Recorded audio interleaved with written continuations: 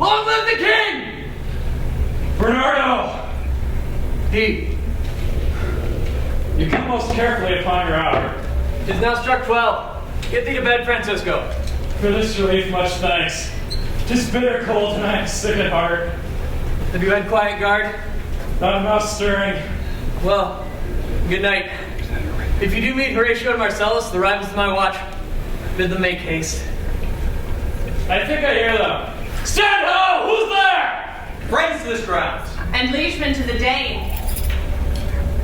Give you good night. Well, farewell, honest soldier. Who hath relieved you? Bernardo has my place. Give you good night. Hola, Bernardo. What? Is Horatio there? A piece of him. Welcome, Horatio. Welcome, good Marcellus. This thing appeared again tonight. I've seen nothing.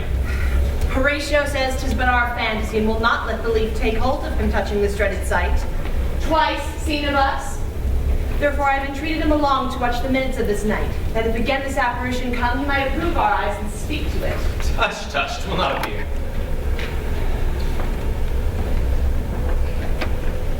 Last night of all, when yon same star that's westward from the pole and made his course to illumine that part of heaven where now it burns, Marcellus and myself, the bellman beating one, Peace!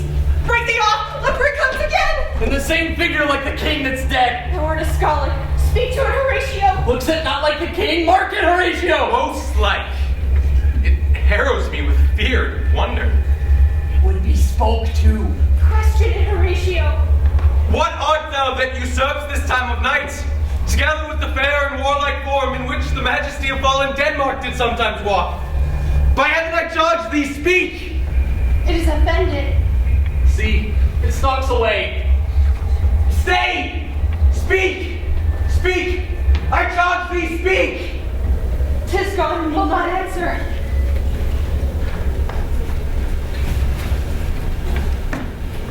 How now, Horatio? You tremble and look pale. Is not this something more than fantasy? What do you think you on it? Before my God, I would not disbelieve without the sensible and true avouch of mine own eyes. Is it not like the king? As thou art to thyself. 'Tis strange. Thus twice before hath it gone by our watch. In what particular thought to work I know not, but in the gross and scope of mine opinion, this bodes strange. But soft, behold! Lo, where it comes again. I'll cross it, though it blast me. Stay, illusion!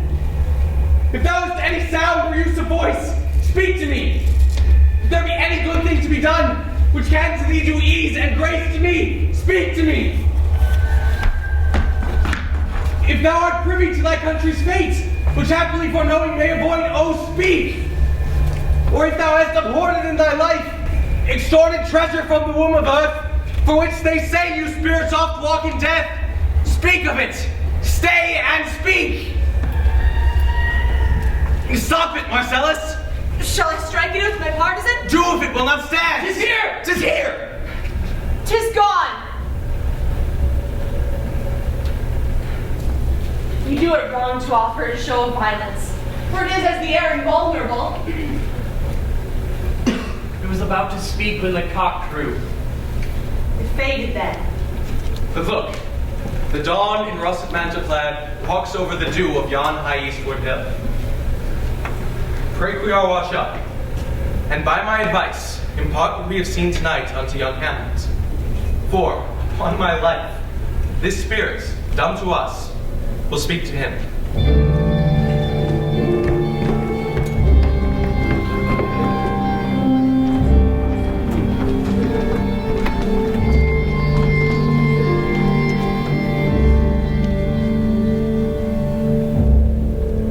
Though yet of Hamlet, our dear brother's death, the memory be green, and that it us befitted to bear our hearts in woe, and for our whole kingdom to be contracted in one brow of sorrow, yet so far hath discretion fought with nature that we with wisest sorrow think on him, together with remembrance of ourselves. Therefore our sometime sister, now our queen, as 'twere with a defeated joy, together with mirth in funeral and with dirge in marriage, weighing in equal measure delight and dole, taken to wife. And neither have we herein barred your better wisdoms, which have so freely with this affair gone along. For all, our thanks. And now, Laertes, what's the news with you? You told us of some suit. What is't? You told us of some suit, but without begging shall not be my offer. My dread lord, you'll leave in favor to return to France, from whence though willingly I came to show my duty in your coronation. Yet, now I must confess that duty done, my thoughts and wishes bend again towards France, and bow them to your gracious leave and pardon. Well, have you your father's leave? What says Polonius? He hath, my lord, wrung from me my slow leave. I do beseech you. Take thy fair hour, Laertes, time be thine, and let thy graces spend it as thy will. And now, our cousin Hamlet, and our son. A little more than kin, and less than kind. How is it that the clouds still hang on you? Not so. I am too much in the sun. Good Hamlet, cast thy knighted color off, and let thine eye look like a friend on Denmark. Do not forever with thy veiled lids seek for thy noble father in the dust. Now thou knowest 'tis common, all that lives must die, passing through nature into eternity. Aye, madam, it is common. Well, if it be, why seems it so particular with thee? Seems? Nay, madam, it is. No, not seems. 'Tis not alone my inky cloak, good mother, nor customary suits of solemn black, nor windy sighs of forced breath, no, nor the fruitful river in the eye, together with all forms, moods, shapes of grief that can denote me truly. These indeed seem, for they are actions that a man might play. But I have that within which passeth show. These but the trappings and the suits of woe. Why, 'tis sweet and commendable in thy nature, Hamlet, to give these morning duties to your father, but you must know your father lost a father, and that father lost his, and the survivor bound in filial obligation for some time to do obsequious sorrow, but to persevere in obstinate condolement is a show of impious stubbornness. It is unmanly grief. We pray you, cast to earth this unprevailing woe, and look upon us as a father. For let the world take note that you are the most immediate to our throne, with no less nobility of love than a dear father imparts his son do I bear towards you. For your desire in returning to school in Wittenberg, it is most retrograde to our desire, and we do beseech you, bend you here to remain in Denmark, in the cheer and comfort of our eye as our chiefest courtier, cousin, and our son. Let not thy mother lose her prayers, Hamlet. I pray thee stay with us. Go not to Wittenberg. I shall, in all my best, obey you, madam. Ah, 'tis a loving and a fair reply. Be as ourself in Denmark. Madam, come. This gentle and unforced accord of Hamlet sits smiling to my heart. Come away.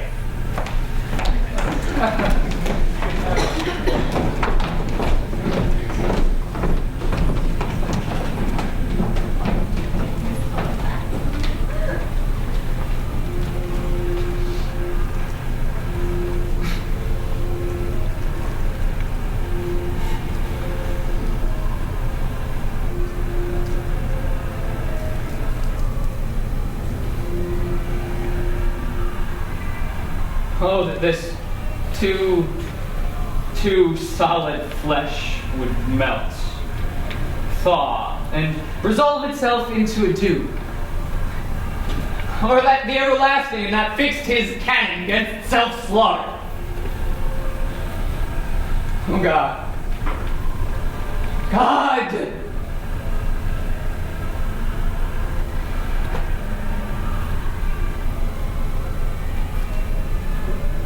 How weary, stale, flat, and unprofitable seem to me all the uses of this world. Fine, not fine. 'Tis an unweeded garden that grows to seed. Things rank and gross in nature possess it merely. If it should come to this, but 2 months dead. Nay, not so much, not 2. So excellent a king that was to this Hyperion to a satyr. So loving to my mother that he might not beteem the winds of heaven visit her face too roughly. Heaven and earth, must I remember? Why, she would hang on him, as though increase of appetite had grown by what it fed on. And yet, within a month, let me not think on it. Frailty, thy name is woman. A little month, or ere those shoes were old, with which she followed my poor father's body, like Niobe, all tears, but she, even she. Oh God, a beast that wants discourse of reason would have mourned longer. Mary, with my uncle, my father's brother, but no more like my father than I to Hercules. Within a month, ere yet the salt of most unrighteous tears had left the flushing in her galled eyes, she married. Most wicked speed to post with such dexterity to incestuous sheets. It is not, nor it cannot come to good. But to break my heart, for I must hold my tongue.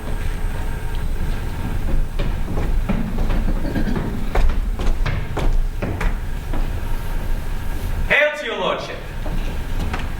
I am glad to see you well, Horatio, or I do forget myself. The same, my lord, and your poor servant ever. Sir, I'll change that name with you. And what make you from Wittenberg, Horatio? Marcellus? My good lord. I'm very glad to see you. Good evening, sir.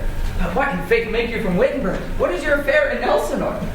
We'll teach you to drink deep ere you depart. My lord, I came to see your father's funeral. I pray that you do not mock me, fellow students.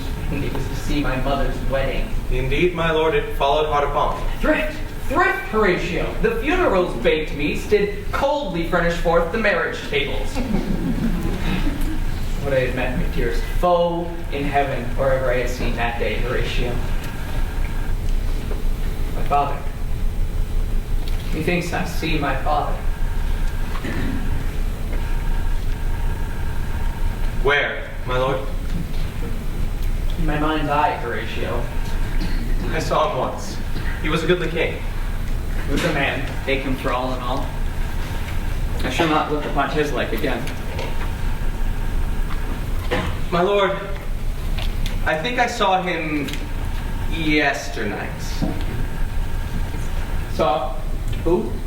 The king, your father. The king, my father. Season your admiration for a while with an attent ear, till I have delivered upon the witness of these gentlemen this marvel to you. For God's love, let me hear. 2 nights together have these gentlemen, Marcellus and Bernardo, on their watch, in the dead, vast, and middle of the night, been thus encountered. A figure like your father appears before them, and with solemn march goes slow and stately by them. Thrice he walked past their oppressed and fear-surprised eyes, whilst they, distilled almost to jelly with the act of fear, stand dumb and do not speak to it. This to me in dreadful secrecy impart they did, and I with them the 3rd night kept the watch. Whereupon, as they had delivered, the apparition comes. My lord, I knew your father. These hands are not more like. But where was this? My lord, upon the platform where we watched. Did you not speak to it? My lord, I did, but answer gave it none. Yet once methought it lifted up its voice, its head, and did address itself to motion like as it would speak. But even then the morning cock grew loud, and at that sound it shrunk in haste away and vanished from our sight. This is very strange. Upon my life, my honored lord, 'tis true. And we did think it writ down in our duty to let you know of it. Indeed. Indeed, sirs, but this troubles me. Hold you the watch tonight. We do, my lord. Saw you not his face? Oh, yes, my lord. What looked he frowning? a countenance more in sorrow than in anger. Pale or red? Nay, very pale. And fixed his eyes upon you. Most constantly. Would I have been there? It would have much amazed you. Very like. Very like. I will watch tonight. Perchance we'll walk again. I warrant you will. If it assume my noble father's person, I'll speak to it. Though hell itself should gape and bid me hold my peace. Upon the platform, twixt 11 and 12, I'll visit you. Our duty to your honor. Your loves, as mine. Farewell.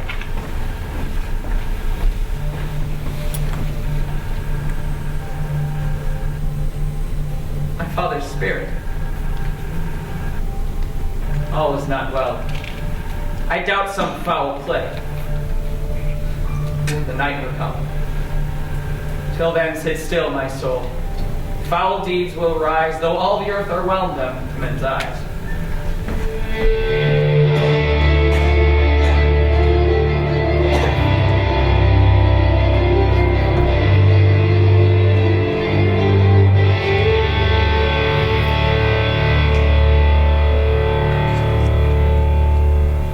My necessaries are embarked. Farewell. And sister, let me hear from you.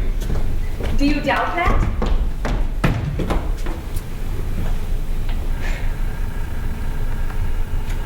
As for Hamlet and the trifling of his favor, hold it a fashion and not permanent, sweet, not lasting, the perfume and suppliance of a minute, no more. No more, but so? I think it no more. Perhaps he loves you now, but you must fear his greatness, Wade. His will is not his own, for he himself is subject to his birth. He may not, as unvalued persons do, choose for himself. For on his choice depends the safety and health of this whole state. And therefore weigh what loss your honor may sustain if with too creed dear you list his songs. Or lose your heart, or your chaste treasure open to his unmastered importunity. Fear it, Ophelia. Fear it, dear sister, and keep you in the rear of your affection, out of the shot and danger of desire. Beware. Best safety lies in fear. Youth itself rebels, though none else near. I shall the effect of this good lesson keep as watchman to my heart.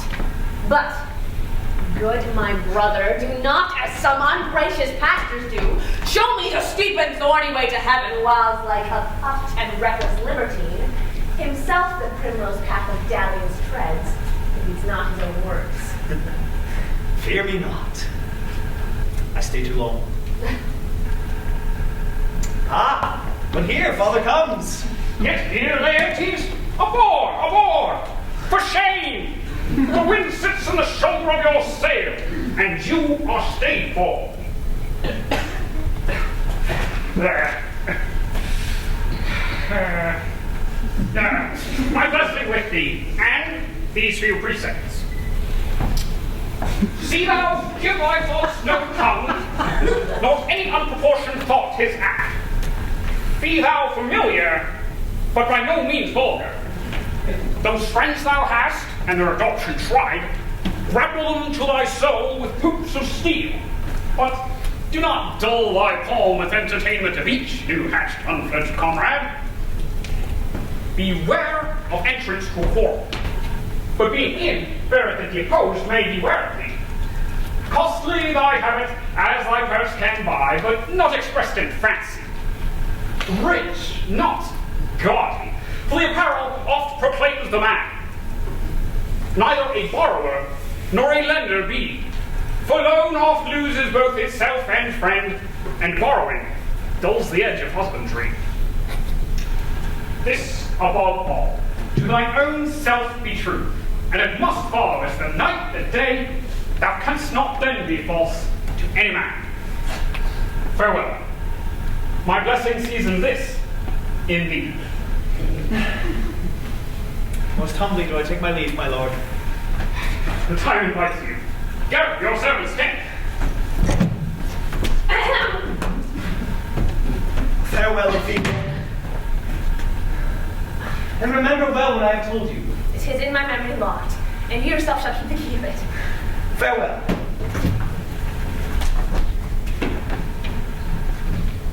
What is it, Ophelia, he hath said to you? So please you. Something touching the Lord Hamlet. Very well bethought. 'Tis told me Hamlet hath very oft of late given private time to you. And you yourself have of your audience been most free and bounteous. What is between you? Give me up the truth. He hath, my lord, of late made many tenders of his affection to me. Affection, pooh! You speak like a green girl. And you believe these tenders, as you call them? I do not know, my lord, what I should think. Marry, I'll teach you. Think yourself of me, that you have taken these tenders for true pay, which are not sterling. Tender yourself more dearly, or you'll tender me a fool.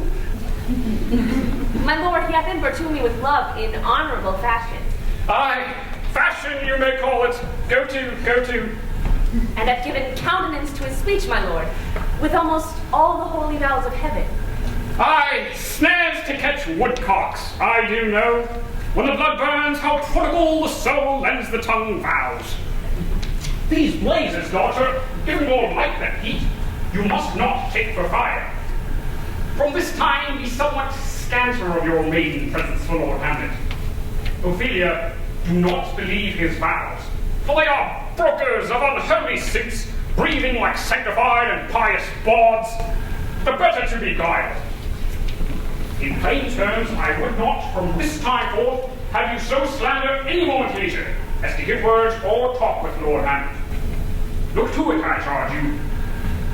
Come your ways. I shall obey, my lord.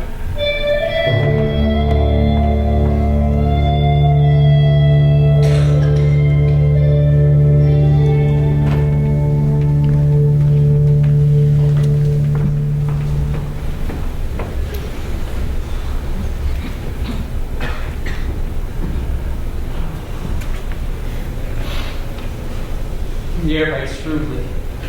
It is very cold. It is a nipping and an eager air. What hour now? I think it lacks of 12. No, it was struck. Indeed? I heard it not. Then it approaches the season wherein the spirit held is wont to walk. Look, my lord, it comes! Angels and ministers of grace defend us.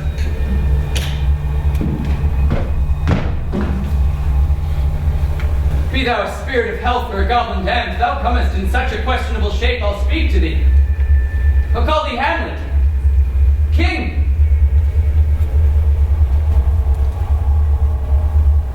Father? Royal Dane, oh, answer me! Let me not burst in ignorance, but tell why the sepulchre in which we saw thee quietly inert hath oped his ponderous and marble jaws to cast thee up again. What may this mean? Say, why is this? Wherefore? What should we do?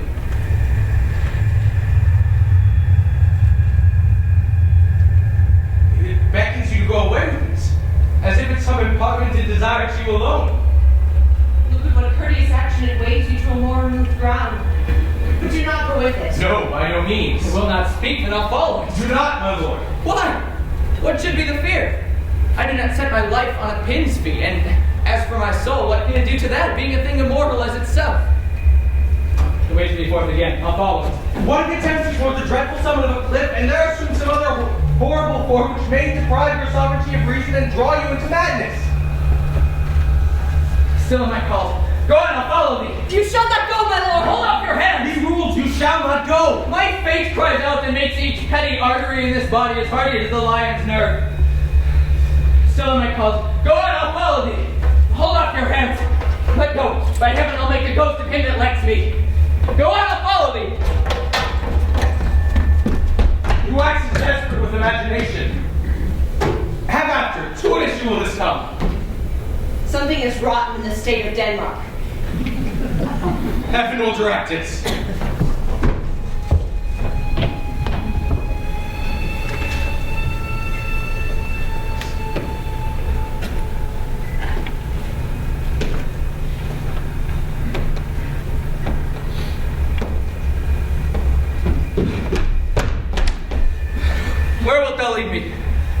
I'll go no further.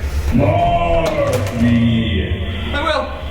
My hour is almost come, when I to sulphurous and tormenting flames must render up myself. Alas, poor ghost. Pity me not, but lend thy serious hearing to what I shall unfold. Speak, I am bound to hear. So art thou to revenge when thou shalt hear. What? I am thy father's spirit, doomed for a certain term to walk the night, and for the day confined to fastened fires, till the foul crimes done in my days of nature are burnt and purged away. But when I am forbid to tell the secrets of my prison house, I could a tale unfold, whose lightest words would harrow up thy soul, freeze thy young blood, and make each particular hair to stand on end. List, list, oh list, if thou didst ever thy dear father love, Oh God! revenge is foul and most unnatural murder. Murder! Murder most foul, as in the best it is, but this most foul, strange and unnatural. Haste me to know it, that I with wings as swift as meditation or the thoughts of love may sweep to my revenge. I find thee apt. Now Hamlet here, 'tis given out that sleeping in my orchard a serpent stung me. So the whole ear of Denmark is by a forged process of my death rankly abused. But know thou, noble youth, the serpent that did sting thy father's life now wears his crown. Oh, my prophetic soul. My uncle. I, that incestuous, that adulterate means with traitorous gifts, that have the power so to seduce, won to his shameful lust the will of my most seeming virtuous queen. O Hamlet, what a falling off was there from me, even with the vow I made to her in marriage, and to decline upon a wretch whose natural gifts was so poor to those of mine. For soft, methinks I scent the morning air, brief let me be. While sleeping within mine orchard, thy uncle stole upon me with juice of cursed Cortona in a vial, and in the porches of mine ears did pour the leprous distilment, whose effect holds such enmity with blood of man, that swift as quicksilver it courses through the natural gates and alleys of the body. So did it mine.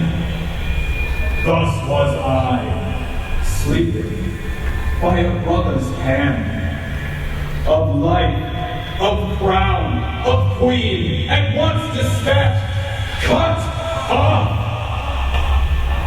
No reckoning made, but sent to my account with all my imperfections on my head. Oh, horrible, horrible, horrible, oh, horrible, horrible, no, so horrible, horrible. If thou hast nature in thee, bear it not. Let not the royal bed of Denmark be a couch for luxury and damned incest. But howsoever thou pursuest this act, take not thy mind, or let thy soul contrive against thy mother. Leave her to heaven, and to the thorns that in her bosom lodge to prick and sting her. Fare thee well at once. The glowworm shows the mansion to be near. Adieu, adieu. Hamlet, remember me.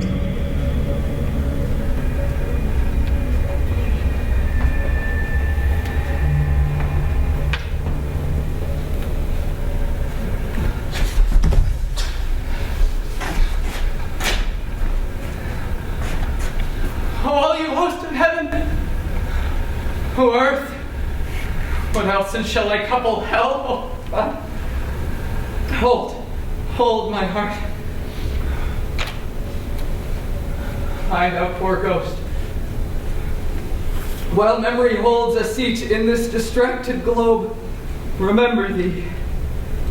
Yea, from the table of my memory, I'll wipe away all trivial, fond records. Yes, by heaven.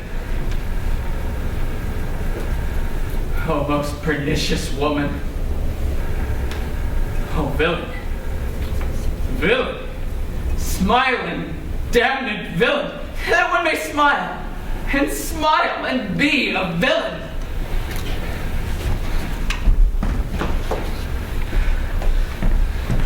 So, uncle, there you are. Mouth my word, it is adieu, adieu. Remember me. I have sworn it. Lord, Hamlet, to join him. So be it. Hello, oh, my lord. Hello, boy. Come. How is my noble lord? What news, my lord? Oh, wonderful. Good, my lord. Tell it. No, you'll reveal it. Not I, my lord, by heaven. Nor I, my lord. But you'll be secret? I, by heaven, my lord. There's ne'er a villain dwelling in all Denmark, but he's an arrant knave. I hold it fit that we shake hands and part. Look you, I'll go pray. These are but wild and whirling words, my lord. I'm sorry they offend you. Heartily, yes, faith. Heartily. There's no offense, my lord. Yes, but there is, Horatio. And much offense, too. Touching this vision here. It is an honest ghost. That, let me tell you. But now, good friends, as you are friends, scholars, and soldiers, give me one poor request. What is it, my lord? We will. Never make known what you have seen here tonight. My lord, we will not. Nay, but swear it. In faith, my lord, not I. Nor I, my lord, in faith. Upon my sword. My lord, we have sworn already. Indeed, upon my sword, indeed. Swear! Ha! What? Say'st thou so? Art thou there? Come, thou hearest this fellow. Consent to swear. Propose the oath, my lord. Never to speak of this that you have seen. Swear by my sword. Swear! And lay your hands again upon my sword. Never to speak of this that you have heard. Swear by my sword. Swear! Well said, old mole. Once more remove, good friends. Oh, day and night, but this is wondrous strange. And therefore, as a stranger, give it welcome. Oh, there are more things in heaven and earth, Horatio, than are dreamt of in your philosophy. But come, so help you, how strange or odd soe'er I bear myself, as I hereafter shall think it fit to put an antic disposition on, and vain madness. Never give out that you know aught of me. This not to do, swear by my sword. Swear! Rest, perturbed spirit.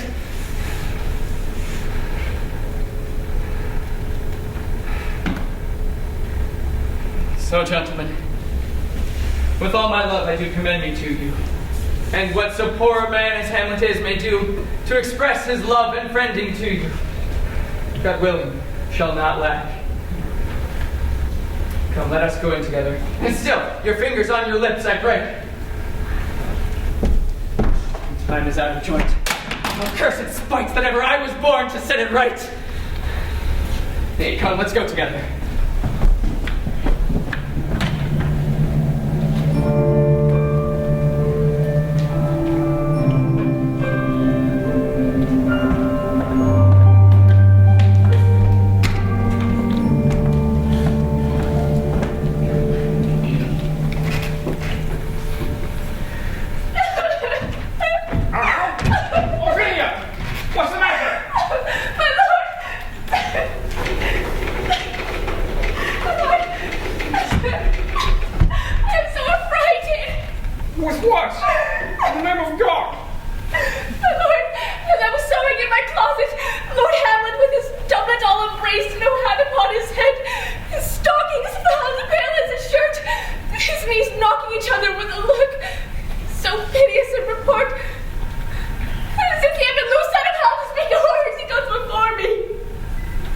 Mad for thy love?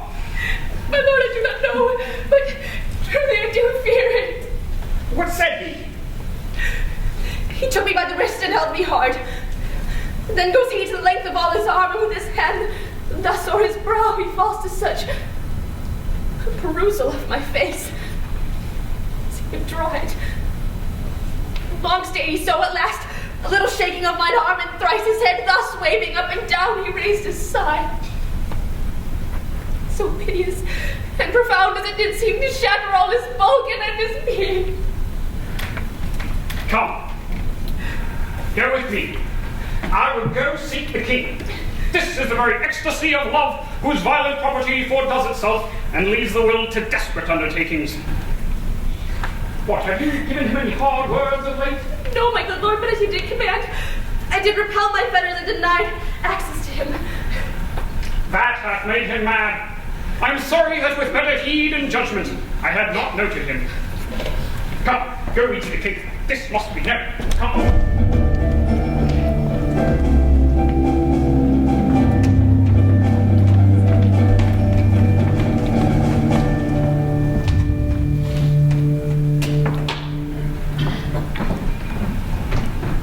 Welcome, dear Rosencrantz and Guildensterns. Moreover, that we much did long to see you, the need we have to use you did provoke our hasty sending.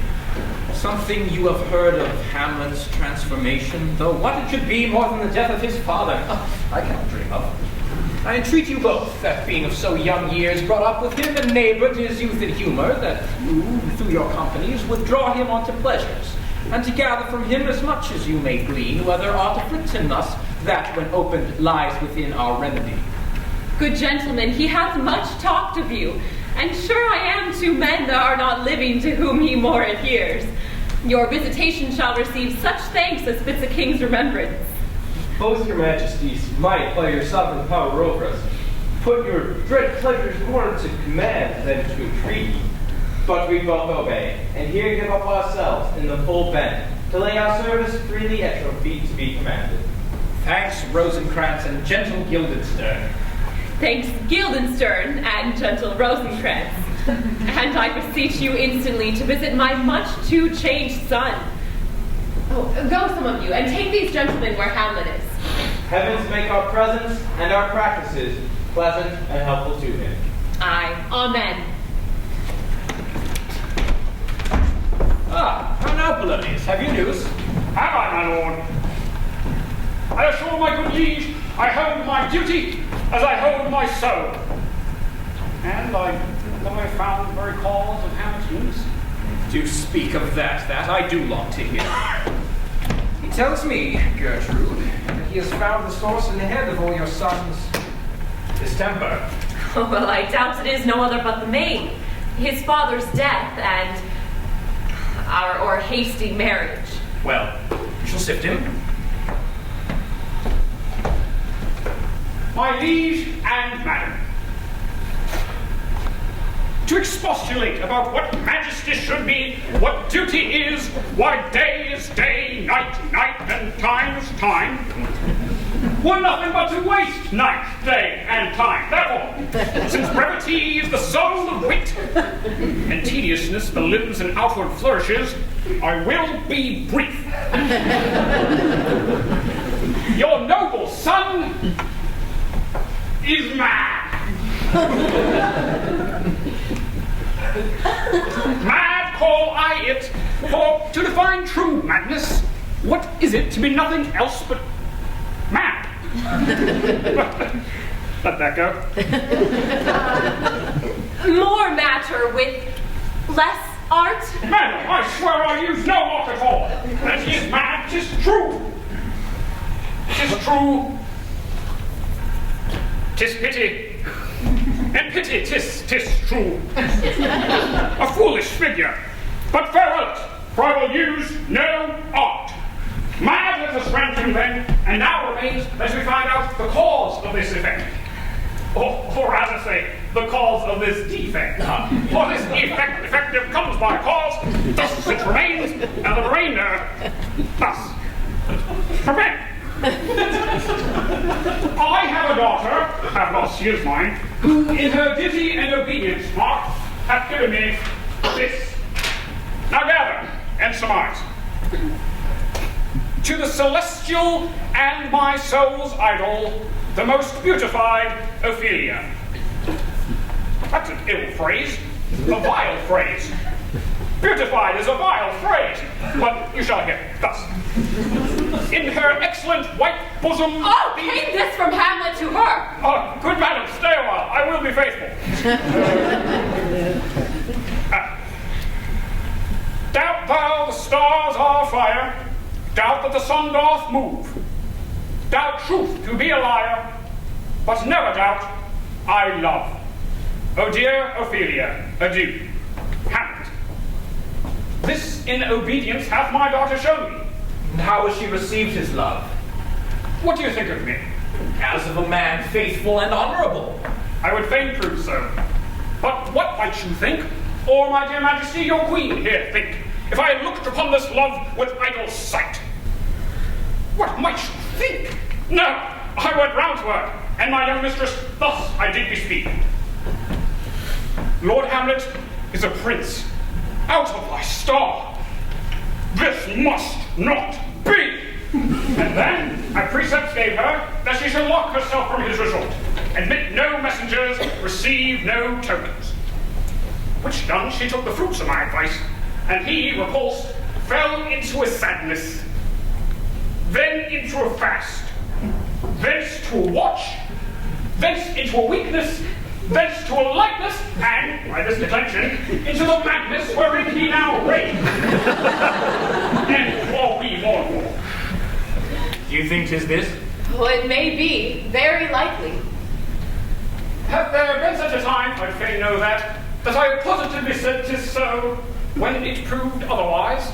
Not that I know. Take this from this, if this be otherwise.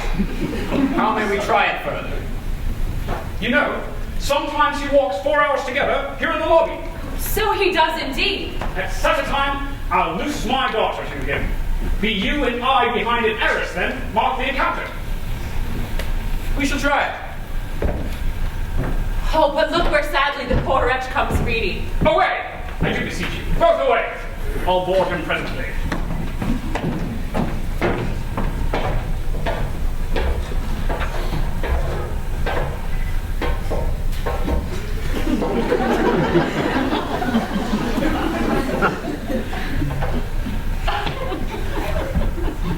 Oh, give me leave. How does my good Lord Hamlet? Oh, God have mercy! Do you know me, my lord? Excellent, well. You are a fishmonger. Not I, my lord. And then would you were so honest a man? Honest, my lord. Aye, sir. To be honest, as this world goes, is to be one man picked out of 10,000. That's very true, my lord. For if the sun breed maggots in a dead dog, being a god-kissing carrion... Have you a daughter? I have, my lord. Let her not walk in the sun. Conception is a blessing, but not as your daughter may conceive. Right. What to it? How say you by that? Still harping on my daughter? Yet he knew me not at first. He said I was a fishmonger. He is far gone, far gone. And truly, in my youth, I suffered much extremity for love. Very near this, I'll speak to him again. What do you read, my lord? Words. Words. Words. What is the matter, my lord? Between who? I mean, the matter that you read, my lord. Slander, sir. For the satirical rogue says here that old men have gray beards. That their faces are wrinkled, their eyes purging thick amber and plum tree gum. And that they have a plentiful lack of wit, together with most weak hands. All which, sir, while I most powerfully and potently believe, yet I hold it not honesty to have it thus set down. For yourself, sir, should be as old as I am, if, like a crab, you could go backward. Though this be madness, yet there is method in it. Will you walk out in the air, my lord? Into my grave. Indeed. That is out of the air. How pregnant sometimes his replies are. I will leave him and subtly contrive the means meeting between him and my daughter. My honorable lord, I will most humbly take my leave of you. You cannot, sir, take from me anything I would more willingly part withal. Except my life. Except my life. Except my life. Yeah, fare you well, my lord. Tedious old fools. Now, you go to seek Lord Hamlet. There he is. God save you, sir.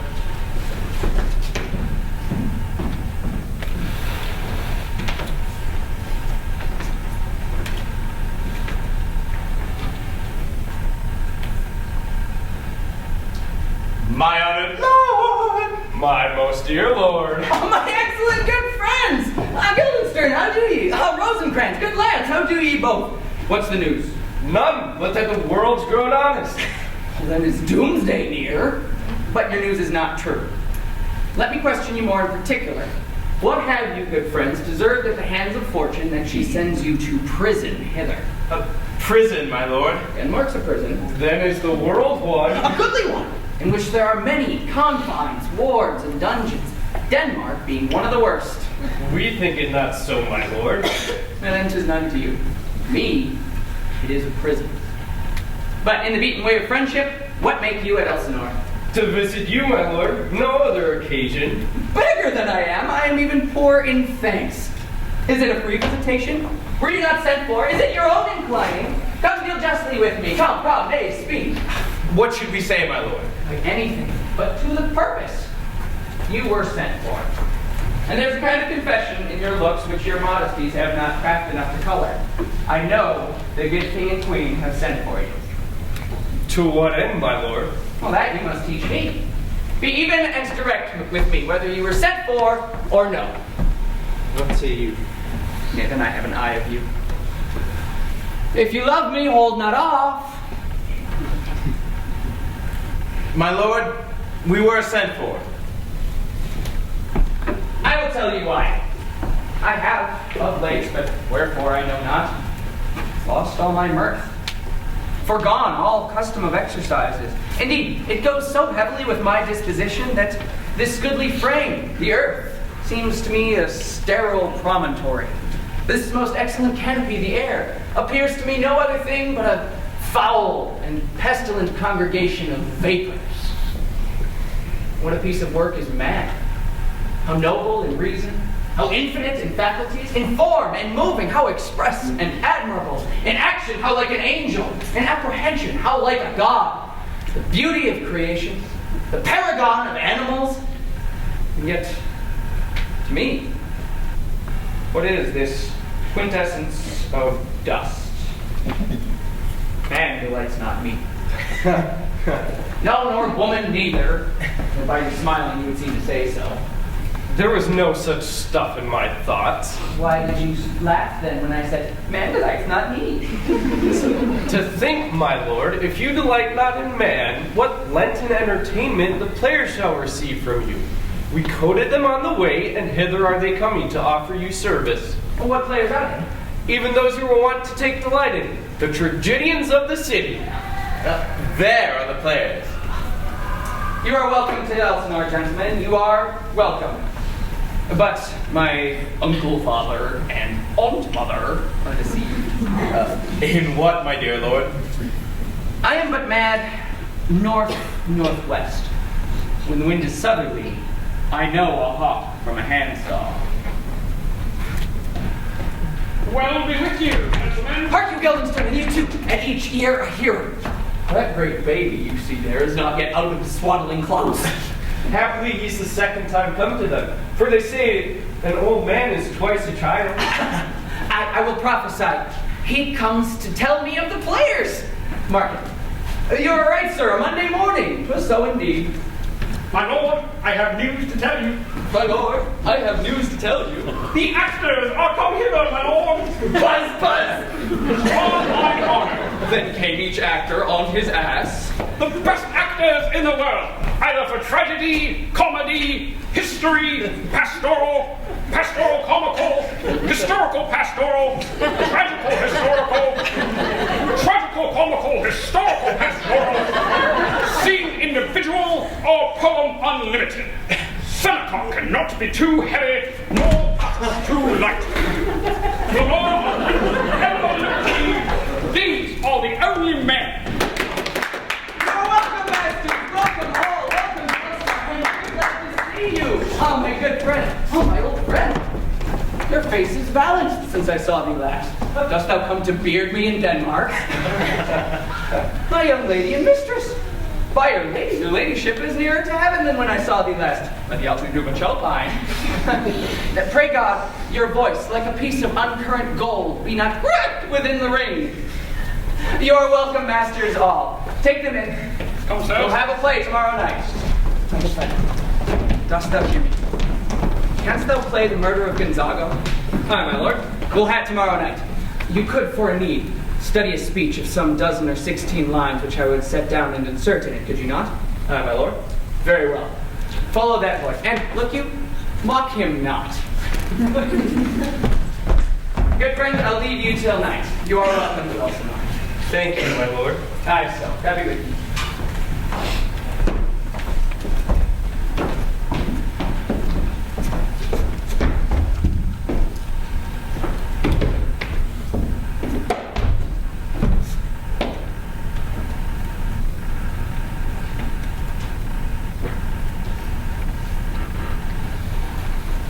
Now I'm alone.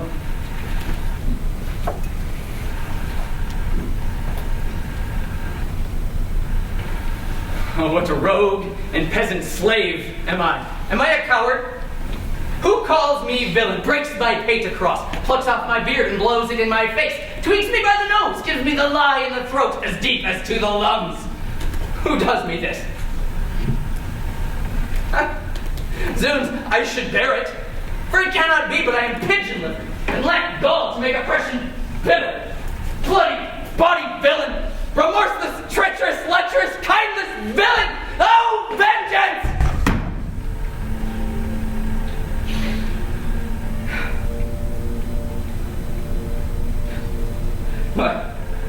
What an ass am I. This is most brave, that I, the son of a dear father murdered, prompted to my revenge by heaven and hell, must, like a whore, unpack my heart with words and fall a cursing, like a very drag, a scully fire! Oh, about my brain!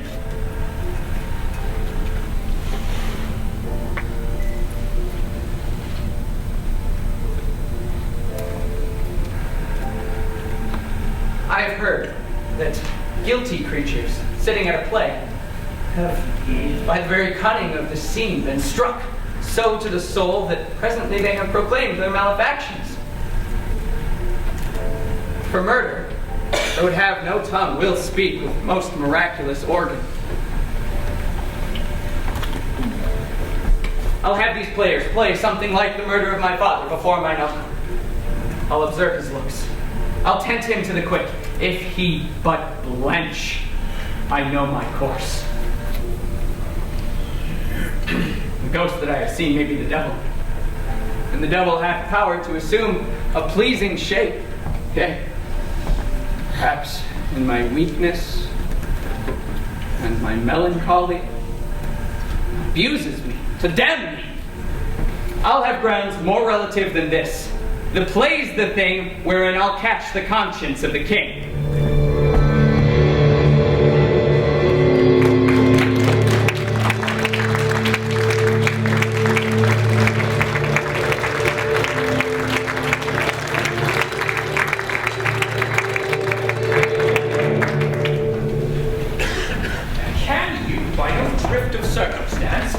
Why he puts on this confusion, rating all his days of quiet with turbulent and with dangerous lunacy. He does confess he feels himself distracted, but from what cause he will by no means speak.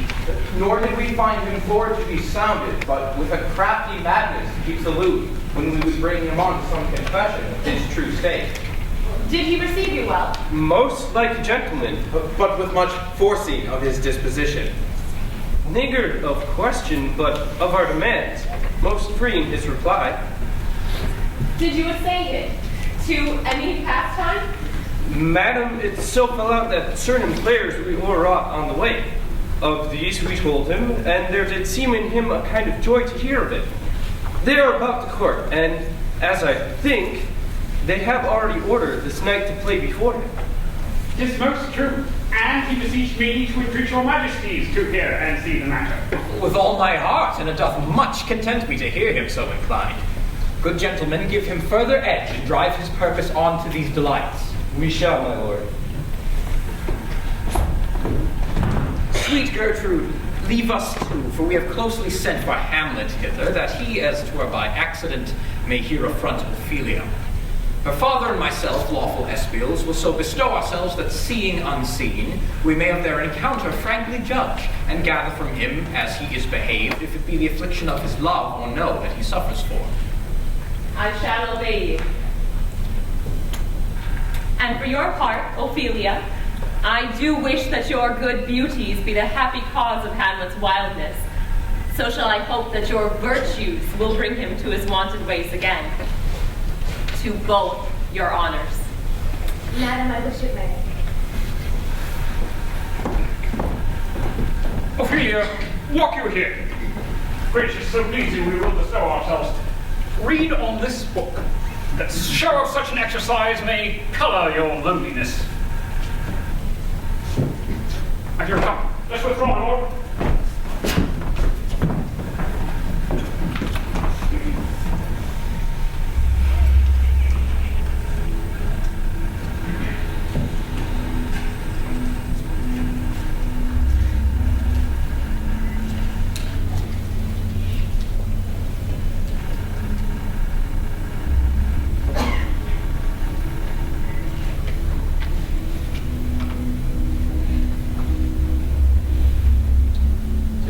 Or not to be? That is the question. Whether 'tis nobler in the mind to suffer the slings and arrows of outrageous fortune, to take arms against a sea of troubles, and by opposing, end them.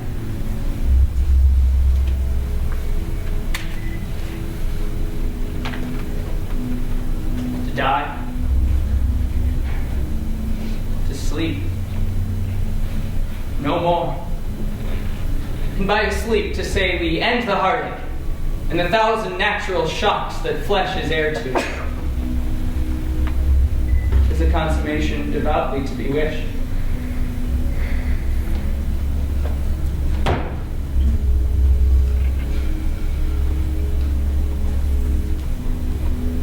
To die.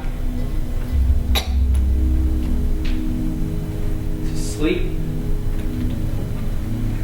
perchance to dream. Aye, there's the rub.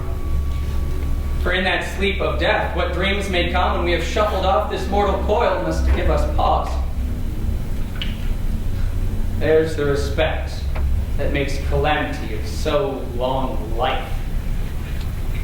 For who would bear the whips and scorns of time? The oppressor's wrongs, the proud man's contumely, pangs of despised love, the law's delay, the insolence of office, the spurt that patient merit of the unworthy takes, when he himself might his quietus make with a bare bodkin. Who would fardels bear to grunt and sweat under a weary life, but that the dread of something after death?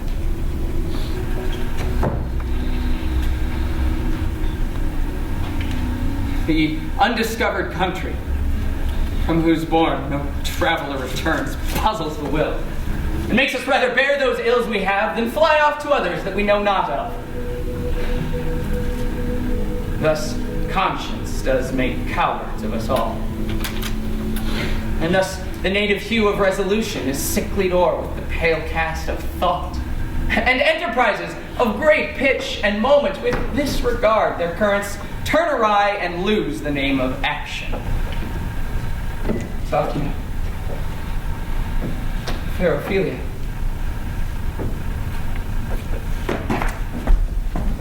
Nymph, in thy orisons be all my sins remembered. Good, my lord. And how does your honor for this many a day? I humbly thank you. Well.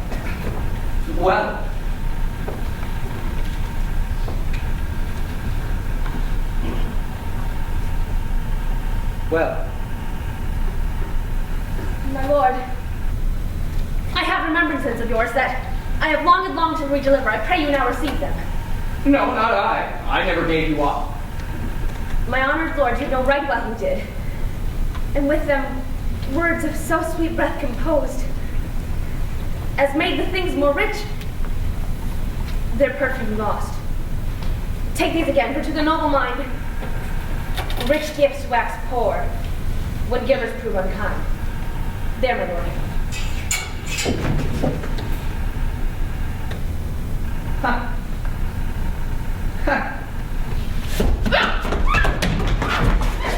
Are you honest? My lord! Are you fair? I mean, your lordship! Then if you be both honest and fair, your honesty should admit no discourse to your beauty. Could beauty, my lord, have better commerce than with honesty?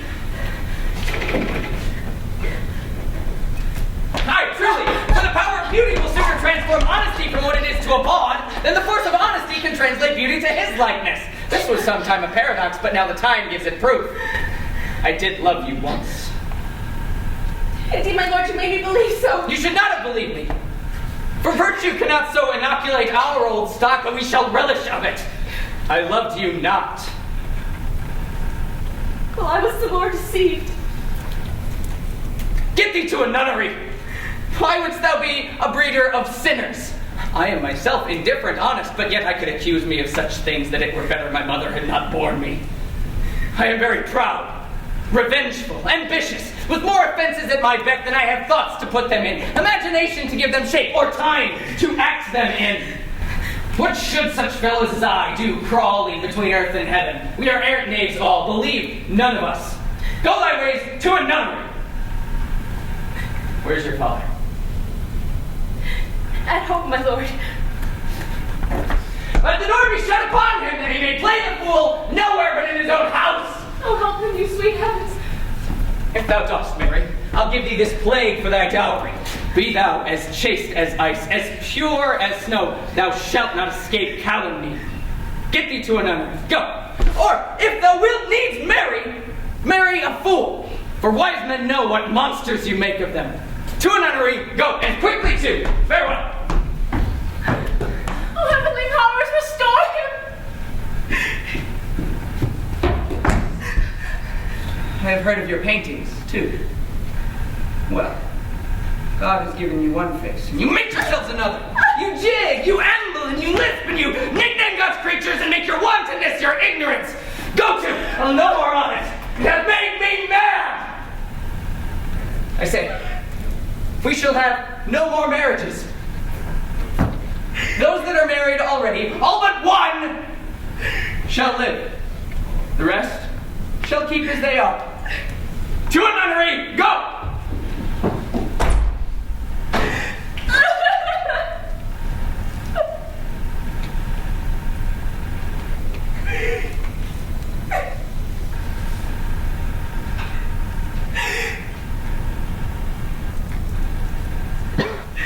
Oh, what a noble mind is here o'erthrown!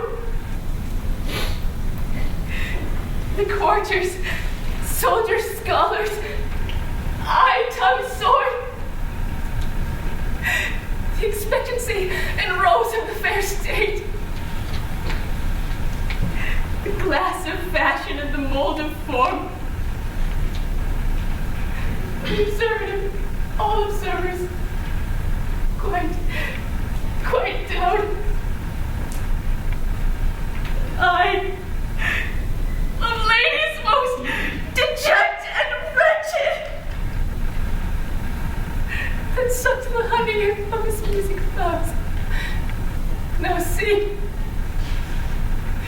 that noble and most sovereign reason, like sweet bells jangled out of tune and heart,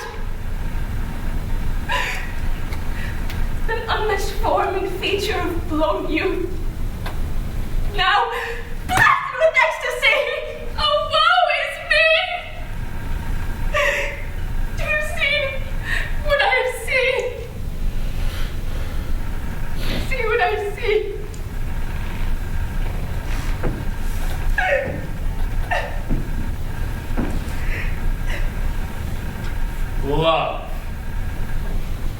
His affections do not that way tend, nor what he spake.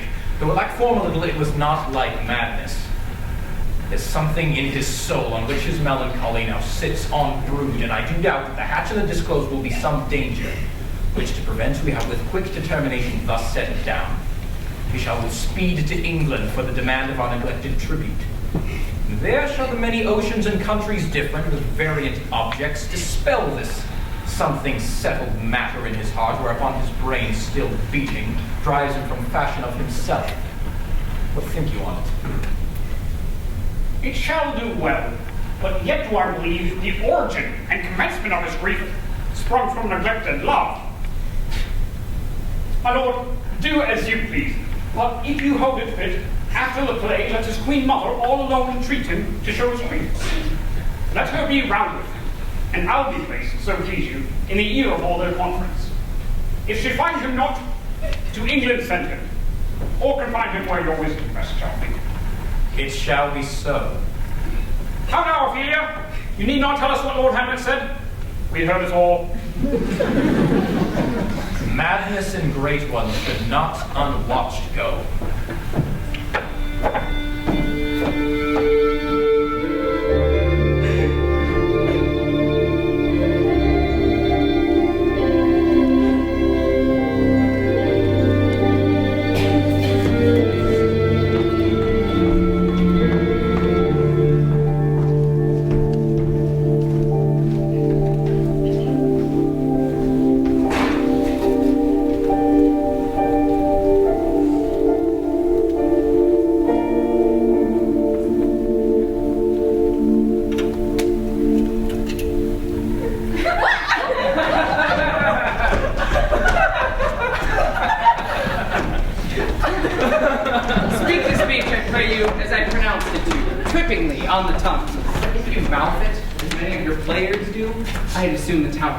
Spoke my lines.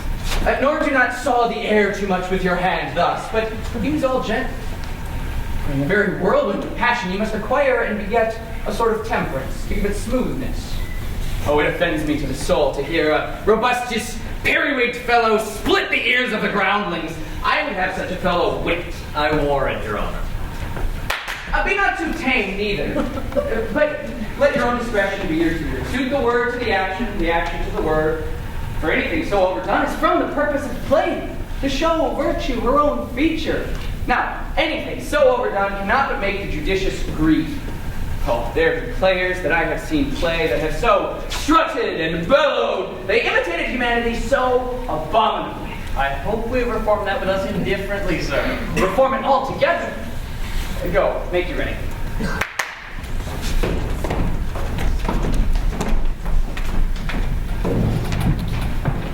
Will you two help to hasten the players? We will, my lord.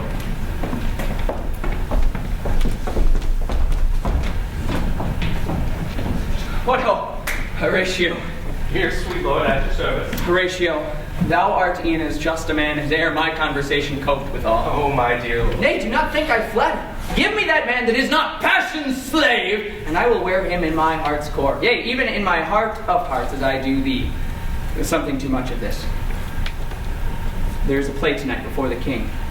One scene of it comes near the circumstance which I have told thee of my father's death. I pray thee, when thou seest that act afoot, even with the very comment of thy soul, observe mine uncle. His occulted guilt do not itself unkennel in one speech. It is a damned ghost that we have seen.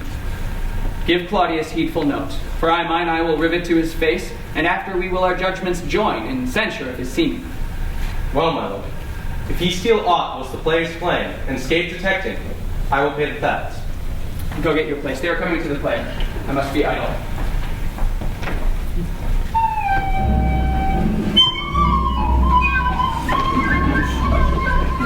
How fares our cousin Hamlet? Excellent, in faith. Of the chameleon's dish, I eat the air. Promise crabbed. You cannot be captained so.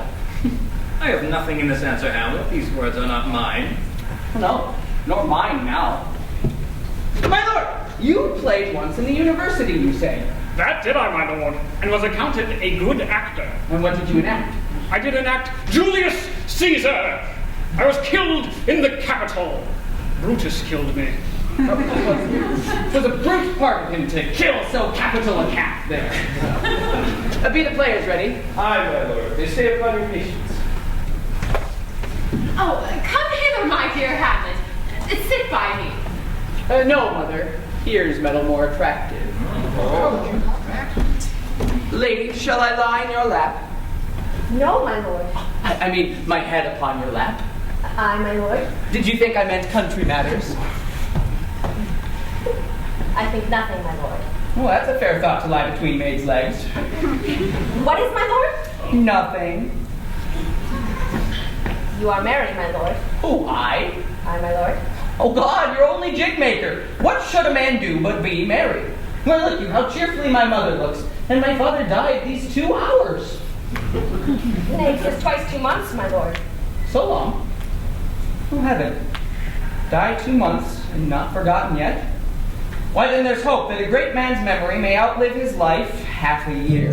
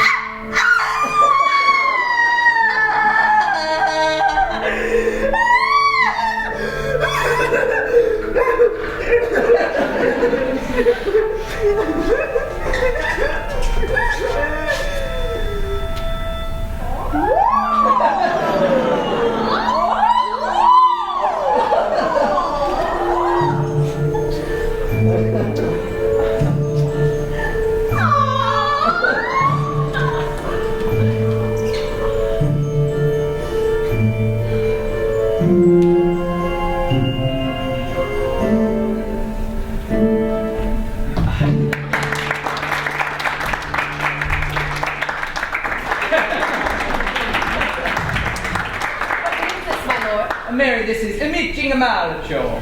It means mischief. Belike this show imports the argument of the play. We shall know by this fellow. The players cannot keep counsel, they'll tell all.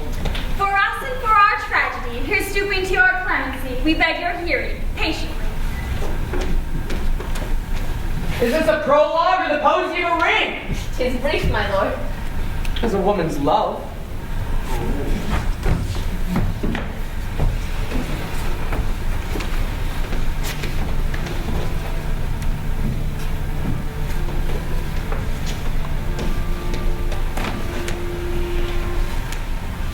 30 years have passed since we joined hands, united then in love's most holy band. So many journeys may the sun and moon make us again count, or our love be done. Faith, I must leave thee, love, and shortly too, my operant powers their function leave to do, and thou shalt live in this fair world behind, honored, beloved, and haply one is kind. For husband shalt thou. Oh, confound the rest! Such love must needs be treason in my breast. In second husband, let me be accursed. None wed the second, but who killed the first? Wormwood. Wormwood. The second time I kill my husband dead, when second husband kisses me in bed. I do believe you think what now you speak, but what we do determine oft we break. So think thou wilt no second husband wed, but die thy thoughts when thy first lord is dead. Nor earth to give me food, nor heaven light. Sport and repose locked from me that day and night. Both here and hence pursue me lasting strife. If once a widow, ever I be wife. She should break it now. 'Tis deeply sworn. Sweet, leave me here a while. My spirit grows dull, and fain I would beguile the tedious day with sleep. Sleep rock thy brain, and never come this chance between us twain. Madam, how like you this play? The lady doth protest too much, methinks. Oh, but she'll keep her word. Have you heard the argument? Is there no offense in it? No, they do but jest. Poison in jest, no offense in the world. What do you call the play? The Mousetrap. This play is the image of a murder done in Vienna. The Duke's name's Gonzago, his wife's Baptista. Put one of that, your majesty. We have free souls, it touches us not. That is one Luciana's nephew to the king. You are good for forest, my lord.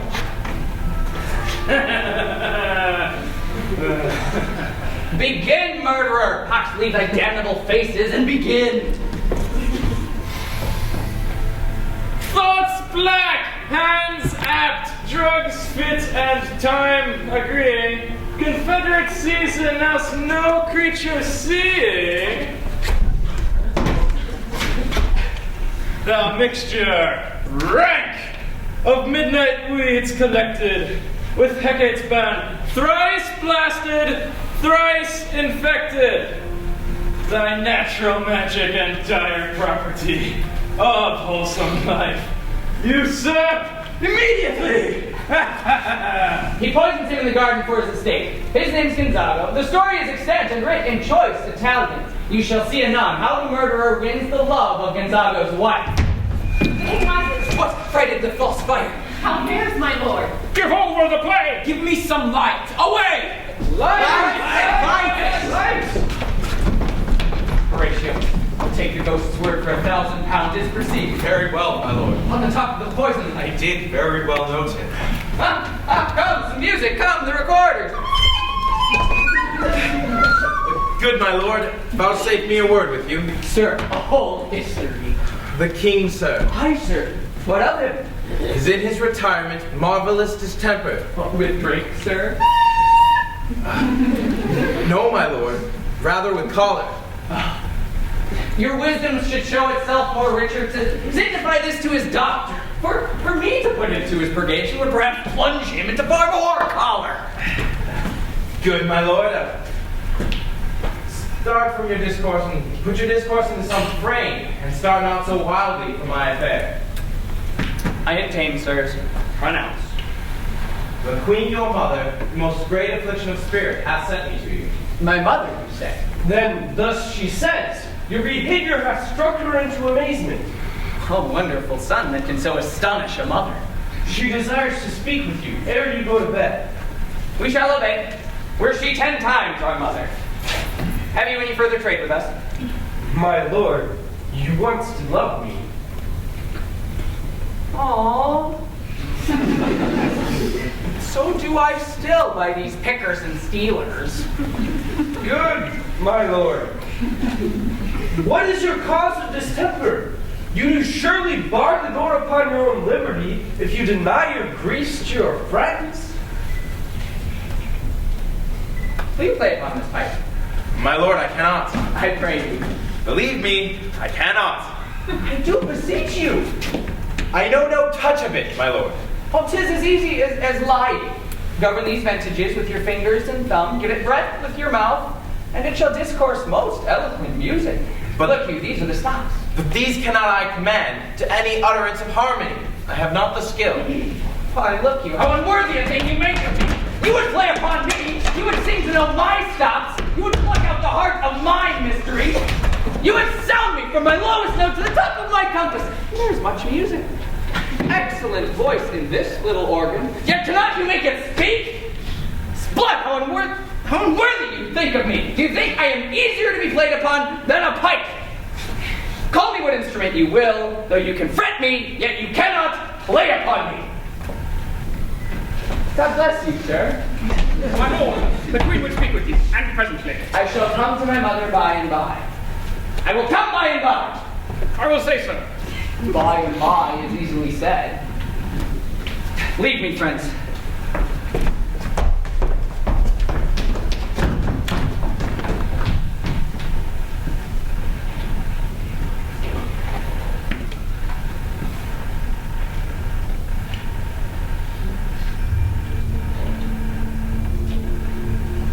Now the very witching time of night, when churchyards yawn and hell itself breathes out contagion to this world. Now might I drink hot blood and do such bitter business as the day would quake to look on. Soft, not to my mother. O heart, lose not thy nature. Let not ever the soul of Nero enter this firm bosom. Let me be cruel, not unnatural. I will speak daggers to her, but use none. My tongue and soul in this be hypocrites. How in my words soever she be shent, give them seals, never my heart consent.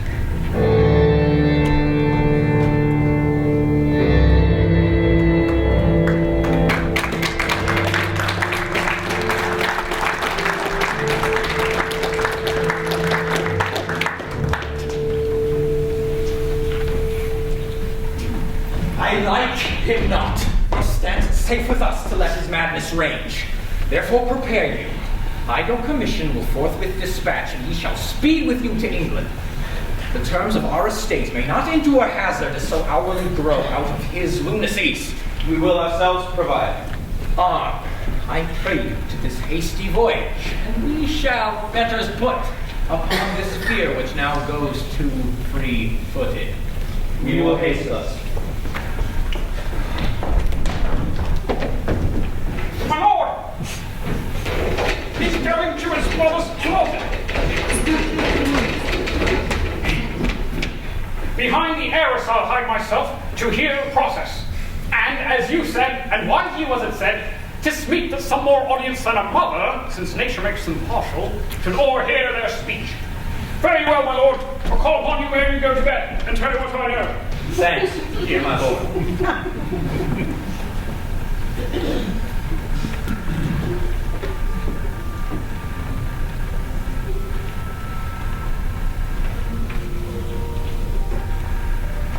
My offense is rank. It smells to heaven. It is the primal eldest curse upon it, a brother's murder.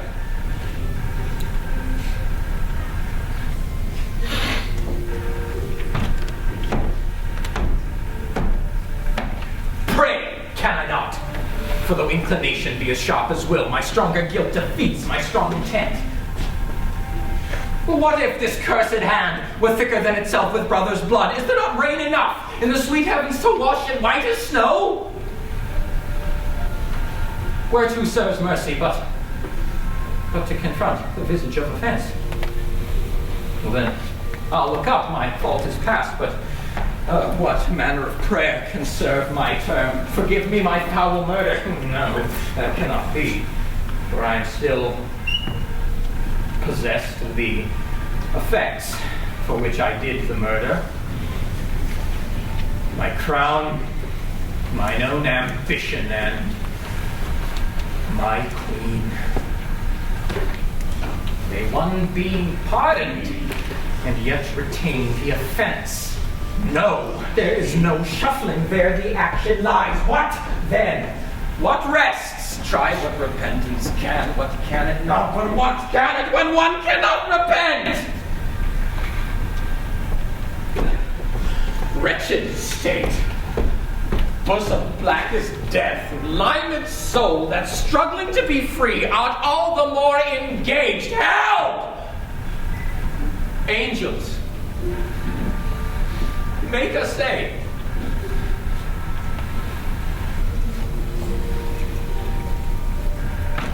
Bow Stubborn knees, huh? And a heart with strings of steel be soft as sinews of the newborn babe. Then all may be well.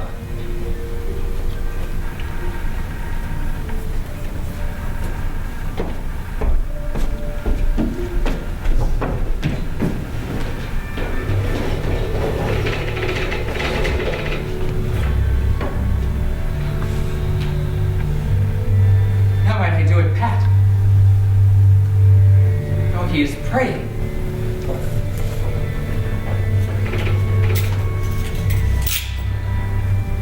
Now I'll do it.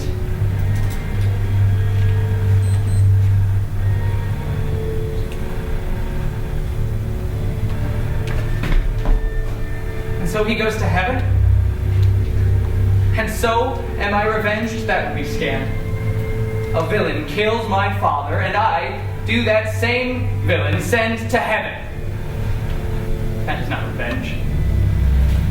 He took my father grossly, full of bread, with all his sins broad blown, as flush as made. And am I then revenged to take him in the purging of his soul when he is fit and seasoned for his passage? No. Oh, sword.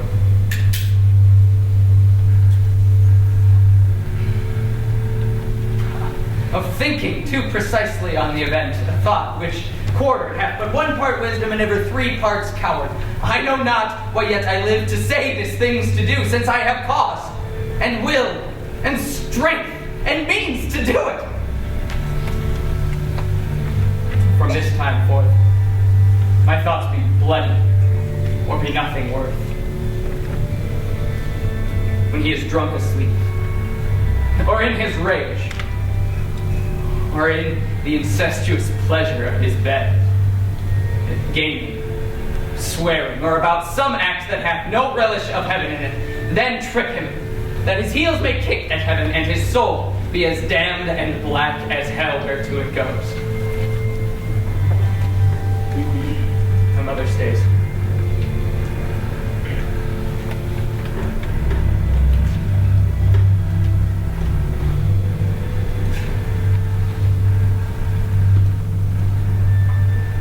Prayer but prolongs thy sickly days.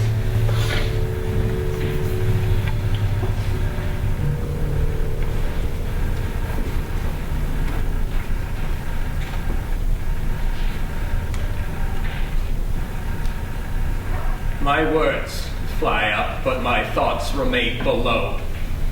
And words without thoughts never to heaven go.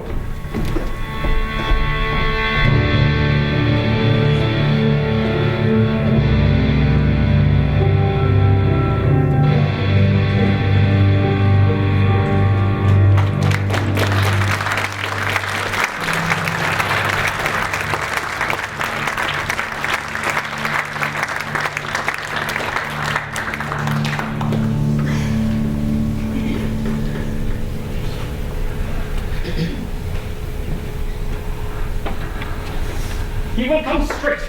Look you lay hold to him. Tell this prince have been too broad to bear with, and that your grace hath screened and stood between much heat and him. I'll sconce even here. Pray you, be round with him. Mother!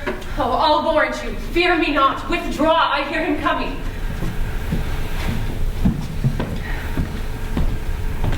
Now, mother, what's the matter? Hamlet, thou hast thy father much offended. Mother, you have my father much offended. Come, come, you answer with an idle tongue. Go, go, you question with a wicked tongue. Why, how now, Hamlet? What's the matter now? Have you forgot me? No! By the rood, not so. You are the queen, your husband's brother's wife. Would it were not so, you are my mother. Nay, then I'll set those to you that can speak. Come, sit ye down. You shall not budge. You move not till I have set you up a glass where you may see the inmost part of you. What wilt thou do? Thou wilt not murder me. Help! Help! Help! Help! Help! Oh, now. A rat? Dead for a ducat's dead!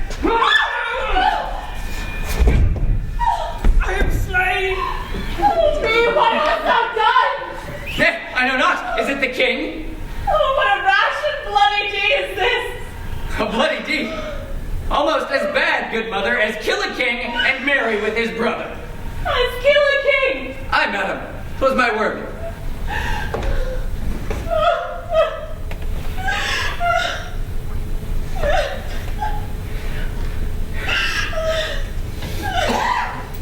Thou wretched, rash, intruding fool!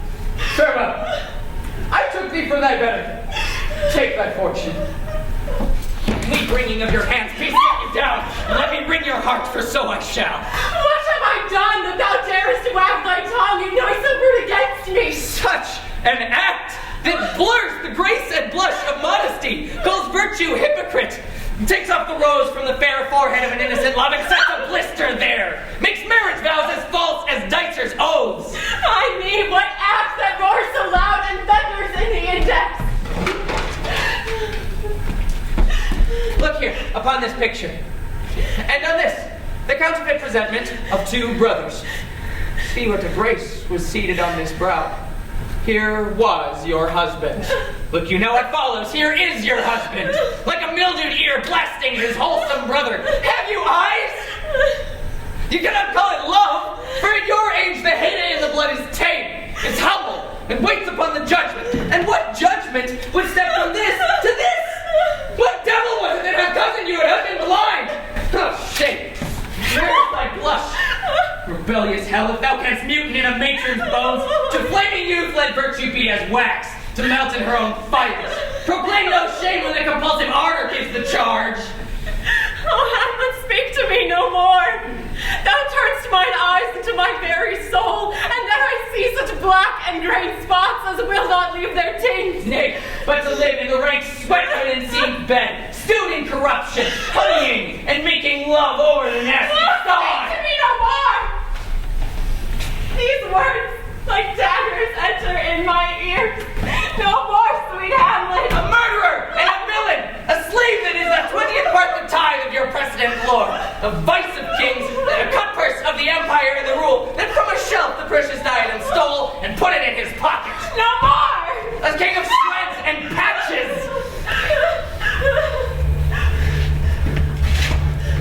Save me, and hover o'er me with your wings, you heavenly guards. What would your gracious figure? Alas, he's mad. Dost thou not come, thy tardy son, to chide that lapsed in time and passion lets go the important acting of your dread command? Oh, say. Do not forget this visitation is but to whet thine almost blunted purpose. But look, amazement on thy mother sits. Oh, step between her and her fighting soul. Speak to her, Hamlet.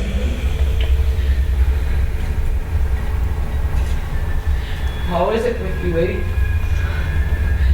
Alas, how is it with you? That you do bend your eye on vacancy, and with the incorporeal air do hold discourse. For that your eyes, your spirits wildly peep, and as a sleeping soldier in the alarm, your fetid hair starts up and stands on end. Oh, gentle sun, on the heat and flame of thy distemper sprinkle cool patience. Whereon do you look? On him. On him. Look you how pale he glares. His form and cause conjoined, preaching to stones would make them capable. Do not look upon me unless with this piteous action you convert my stern effects. Then what I have to do will want true color, tears, perchance for blood. To whom do you speak this? You see nothing there? Nothing at all, yet all that is I see. Or did you nothing hear? No, nothing but ourselves. Look you where he goes. My father in his habit as he lived. Look, even now out of the portal. This is the very coinage of your brain. This bodiless creation, ecstasy, is very cunning in. Ecstasy? My pulse as yours doth temperately keep time and makes as healthful music. It is not madness that I have uttered. Brother, for love of grace, confess yourself to heaven.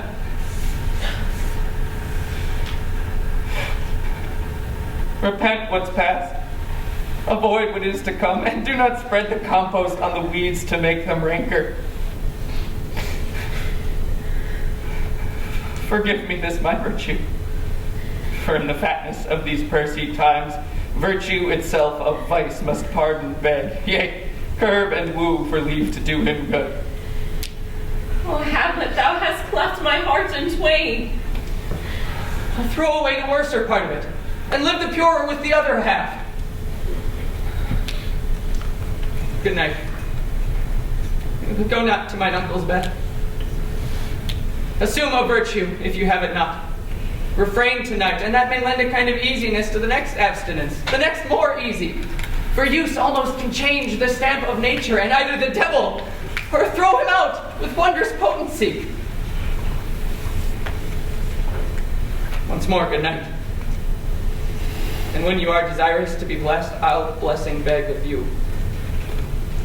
One word more, good lady. I must to England. You know that. Well, alack, I had forgot. 'Tis so concluded on.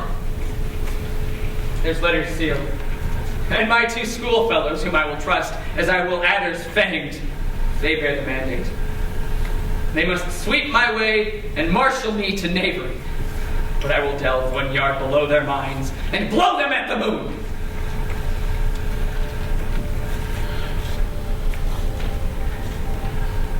For this same Lord I do repent. But heaven hath pleased it so to punish me with this, and this with me, that I must be their scourge and minister. I will bestow him, and will answer well the death I gave him. So again, good night. I must be cruel only to be kind. And thus bad begins, and worse remains behind. This man shall set me packing. Mother, good night. Indeed, this counselor is now most still, most secret, and most grave, who was in life a foolish, prating knave. Come, sir, to draw toward an end with you.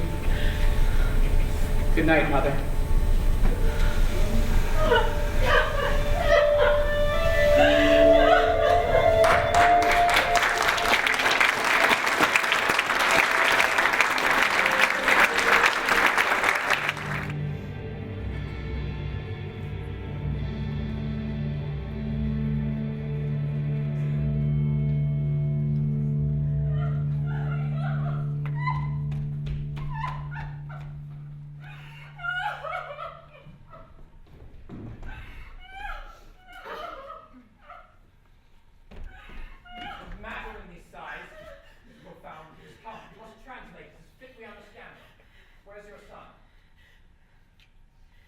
Bestow this place on us a little while.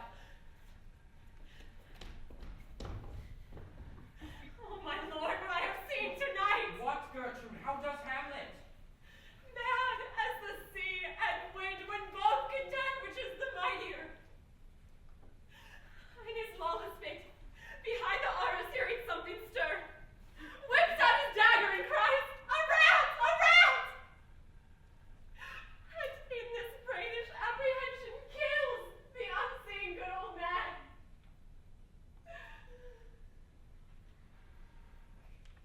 Heavy deed.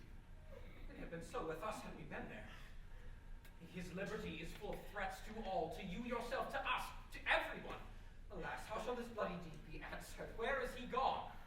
He weeps for what is done. Gertrude, come away!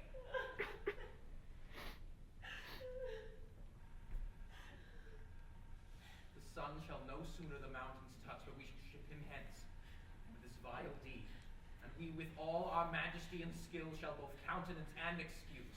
Ho, Guildenstern! Rosencrantz! Friends both, bend you to some further aid. Hamlet in his madness hath Polonius slain, and from his mother's closet hath he dragged him. Go, seek him out, speak fair, and bring the body into the chapel. I pray you, hasten it.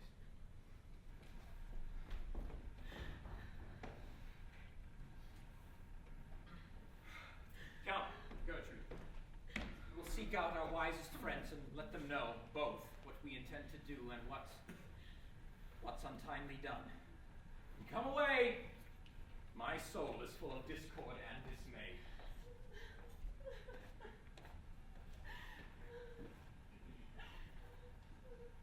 How dangerous is it that this man goes loose? But we must not put the strong law on him, for he's loved of the distracted multitude, who like not with their judgments, but with their eyes. And where 'tis so, the offender's scourge is weighed, but never the offense.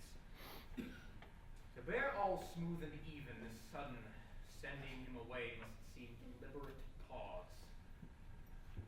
How now? What's befallen?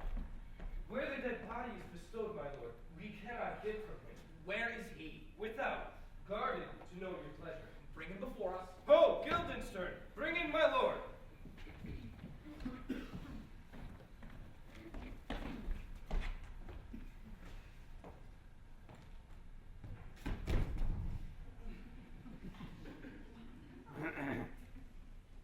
Now, Hamlet, where is Polonius?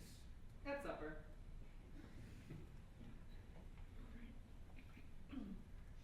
At supper. Where? Not where he eats, but where he is eaten. A certain convocation of politic worms are in at him. Your worm is your only emperor for diet. We fat all creatures else to fat ourselves, and we fat ourselves for maggots. Your fat king and your lean beggar is but variable service.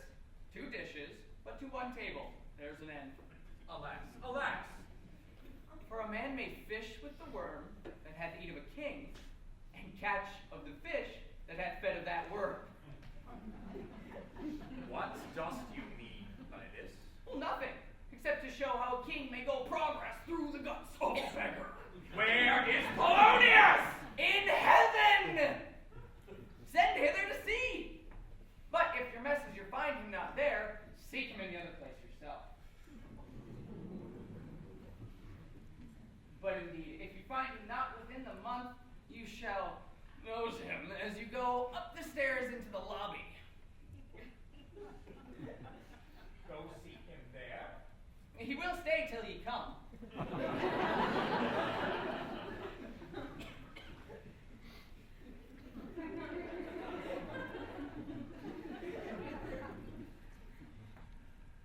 Hamlet, for this deed and for thine especial safety, which we do tender as dearly as we grieve for what thou hast done, must chip thee hence with a fiery quickness. Therefore make haste. For the wind is at help, the bark is ready, the associates tend, and all is set for England. For England? Aye, Hamlet.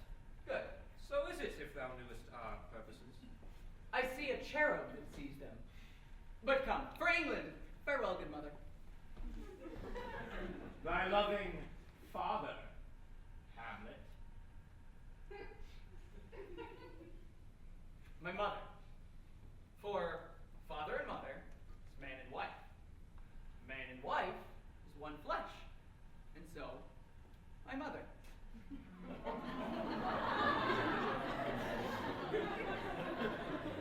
Come, for England.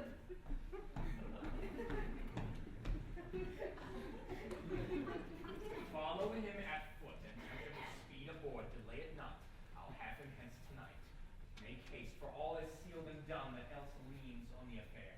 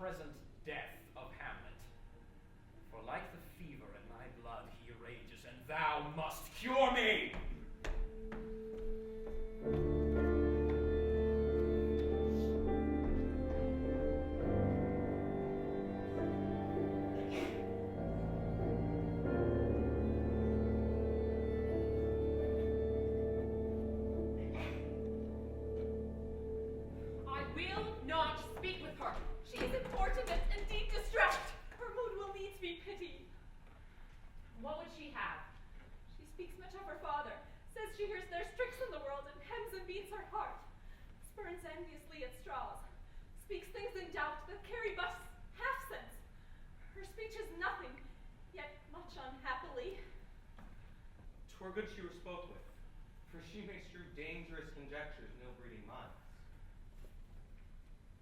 Let her come in. To my sick soul, as sin's true nature is, each toy seems prologue to some great amiss. So full of artless jealousy is guilt, it spills itself in fearing to be spilt.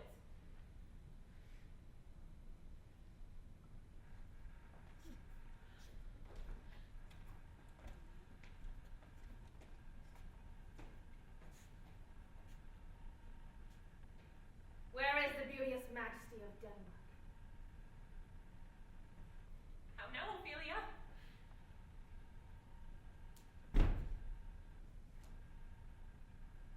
How should I your true love know from another one? By his couple hat and staff, and his sandals shoe. Alas, sweet lady, what imports this song? Say you. Nay. Pray you mark! He is dead and gone, lady. He is dead and gone. At his head a grass green turf, at his heels a stone. Nay, but pray you mark! White his shroud as the mountain snow. Large alas, look here, my lord. flowers, which be wept to the grave didn't go. And with How do you do, pretty lady? well, God ill you. They say the owl was a baker's daughter. Lord, we know what we are, but we know not what we may be. God be at your table. Conceit upon her father. Pray let's have no more words of this. But when they ask you what it means, say you this. Tomorrow is St. Valentine's Day, all in the morning betide, and I am made at your window to be your Valentine. So up he rose and donned his clothes and doffed the chamber door, let in the maid that out a maid never departed more. Pretty Ophelia. Indeed, law without an oath I'll make an end on't. By Giz and by St. Charity, alack and fly for shame. Young men will do it till they come to it, what cooks they are to blame. But see, before you come with me, you promised me to win. So when I know my honor, that is those I go to my sin.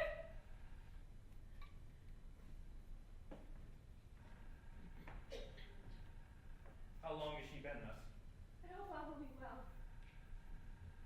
We must be patient.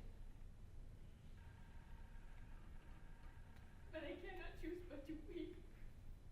To think that they should lay him in the cold ground. My brother shall hear of it. And so, I thank you for your counsel. Come, my coach! Good night, ladies. Good night. Good night. Good night. Follow her. Give her good watch, I pray you.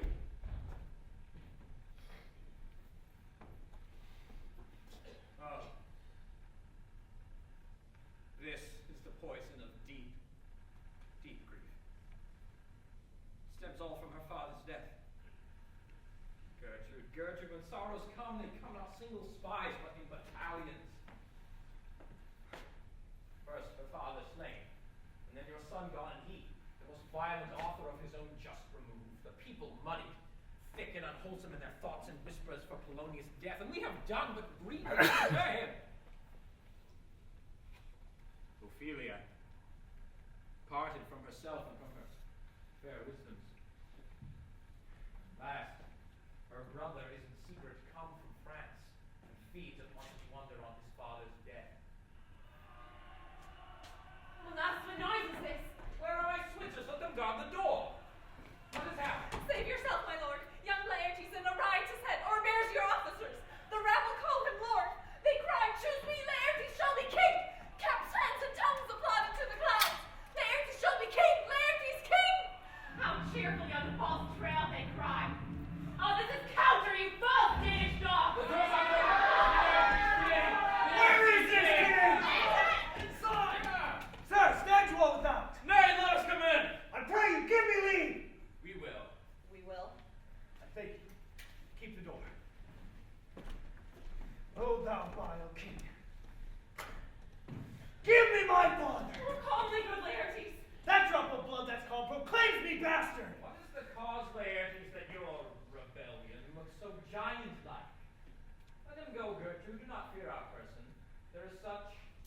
divinity that doth educate.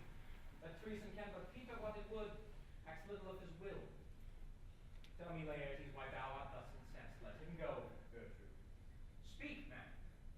Where is my father? Dead.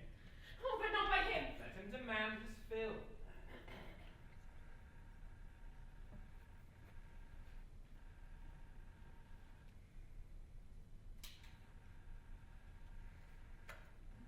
Okay, me dead. I'll not be juggled with, I dare damnation. To this point I stand. Let come what comes.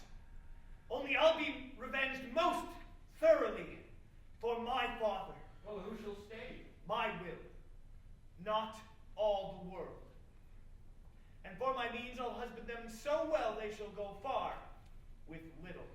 Good Laertes, you would know the certainties of your father's death, and if writ in your revenge that swoop state you should drop both friend and foe, winner and loser. None but his enemies. Would you know them then? To his good friends thus wide alope my arms. Why, now you speak like a good child and a true gentleman. That I am guiltless of your father's death and am most sensible with grief for it. Let her come in! How now, what noise is that?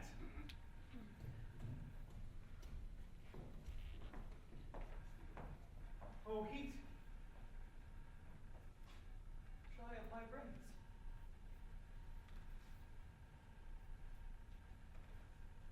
Tears 7 times shall burn out the sense and virtue of mine eyes. My heavens, my madness shall be paid by weight till our scale turn the beam. Oh, Rose of May, dear maid, kind sister, sweet Ophelia. Oh, heavens. Is it possible a young maid's wit should be as mortal as an old man's life? Nature is fine in love. Where 'tis fine, it sends some precious innocence after the thing it loves. They bore him barefaced on the bier, and in his grave rained many a tear. Fare thee well, my dove. Hadst thou thy wits and didst persuade revenge, it could not move thus. You must sing a downer, you call him a downer. Oh, how the wheel becomes it. It is the false steward that stole his master's daughter. There's nothing's more the matter.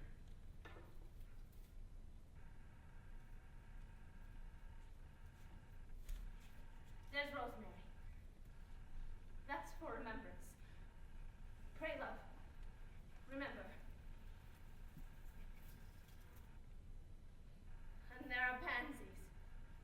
They're for thoughts. Documented madness. Thoughts and remembrance fitted. There's fennel for you. Columbines. Here's root for you. Oh, here's some for me. Oh, what do they call it? Herb of grace on Sundays. Oh.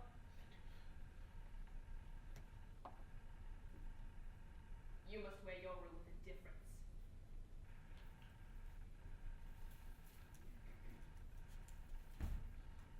There's a daisy.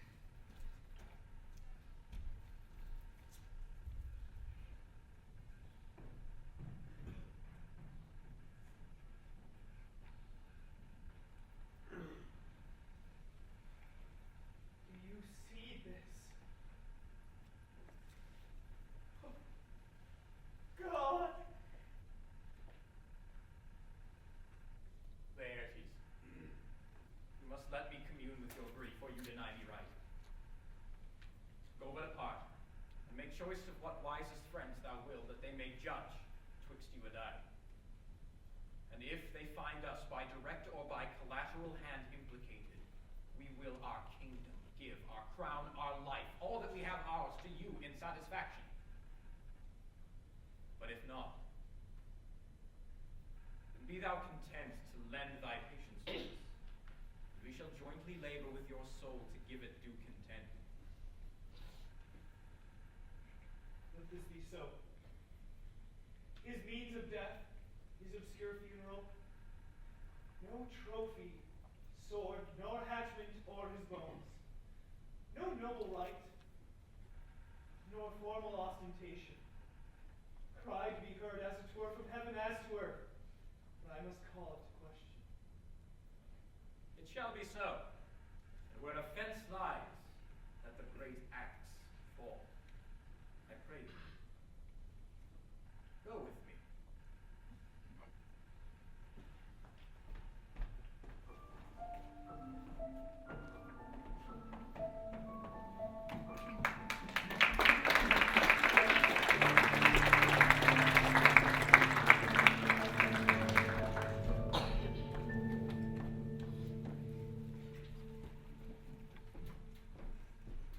What is it that would speak with me? A sailor, sir. She says she has letters for you. Let her come in. I know not from what part of the world I would be greeted, if not from Lord Hamlet. God bless you, sir. Let him bless thee as well. You shall, sir, and please him. There's a letter for you. It comes from the ambassador that was bound for England. If your name be Horatio, then let us know what it is. Horatio, when thou shalt have overlooked this, give this fellow some means to the king. She has letters for him. Ere we were 2 days old at sea, a pirate of very warlike appointment gave us chase. Finding ourselves too slow of sail, we put on a compelled valor, and in the grapple I boarded them. On the instant they got clear of our ship, so I alone became their prisoner. They have dealt with me like thieves of mercy and set me free. Let the king have the letters I have sent, and repair thou to me with as much speed as thou wouldst fly to death. I have words to speak in thine ear will make thee dumb. This good fellow will bring thee where I am. Rosencrantz and Guildenstern hold their course for England. Of them I have much to tell thee. Farewell. He that thou knowest is thine, Hamlet. Come, let me make you way for these your letters, and do it the speediest that you may direct me to him from whom you brought them.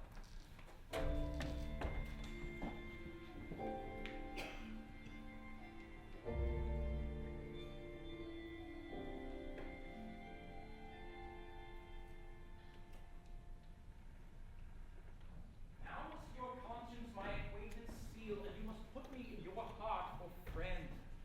Since you have heard and with the most knowing ear that he who hath your noble father slain pursued my life. It well appears. But tell me why you proceeded not against these feasts, so capital and so crimeful in nature. For two special reasons. The queen, his mother, lives almost by his looks, and she's so conjunctive to my life and soul that I could not but buy her.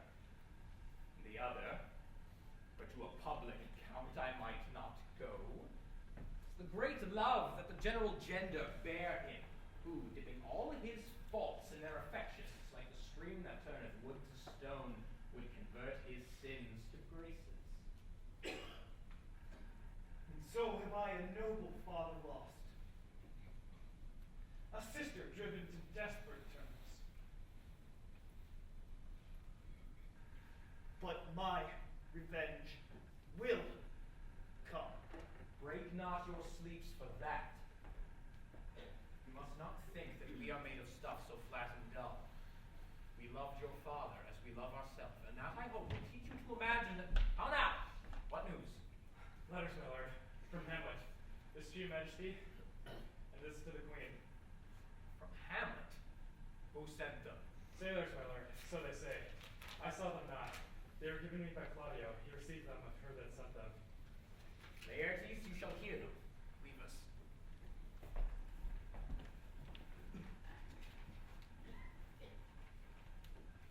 High and mighty, you shall know I am set naked on your kingdom. Tomorrow shall I beg leave to see your kingly eyes when I shall recount the occasion of my sudden and more strange return.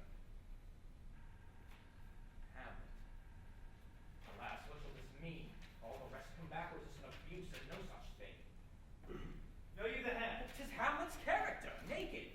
And look, here in a postscript he says alone. Can you advise me?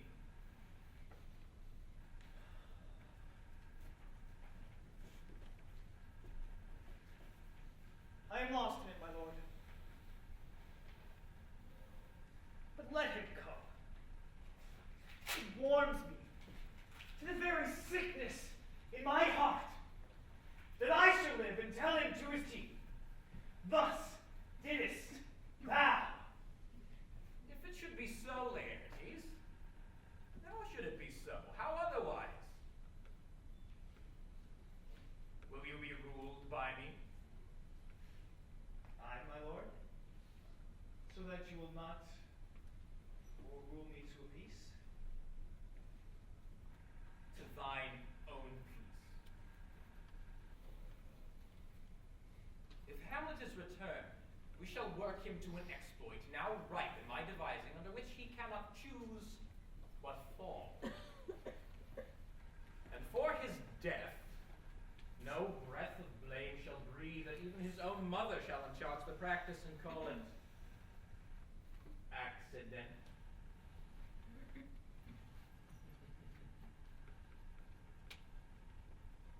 My lord, I will be ruled. Rather, if you could devise it so that I might be the organ. It falls right.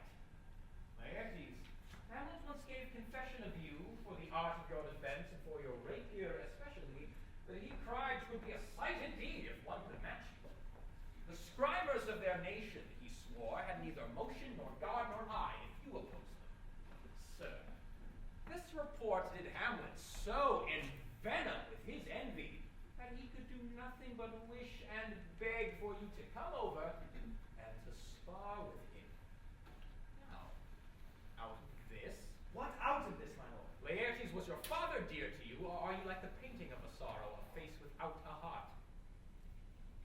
Why ask you this? Not that I think you did not love your father, but to the quick of the ulcer, Hamlet comes back.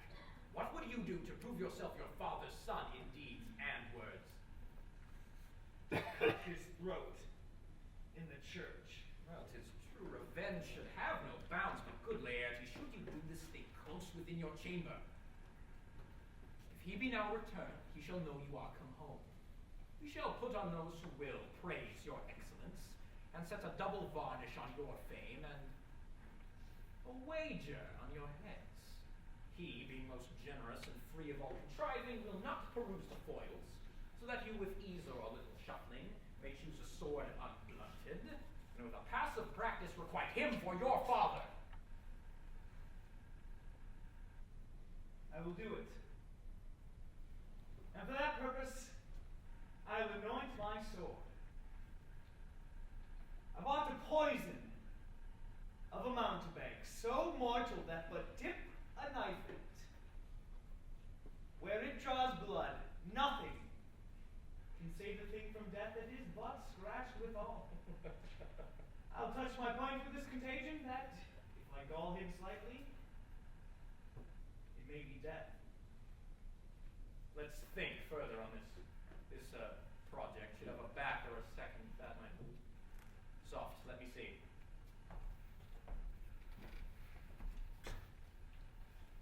I have it. When you in your motion are hot and dry, and your bouts more violent to that end that he calls for drink, I'll have prepared for him a chalice for the nonce, whereupon, on sipping, if he perchance escape your venom stuck, our purpose may hold there. How now, sweet queen? One woe doth tread upon another's heel. So fast they follow.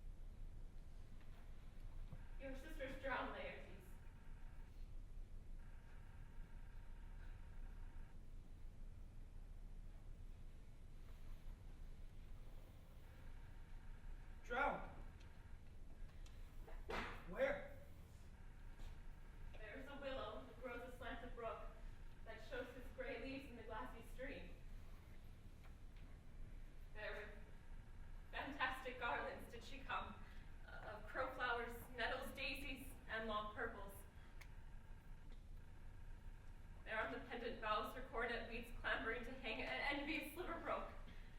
When down her weedy trophies and herself fell into the weeping brook.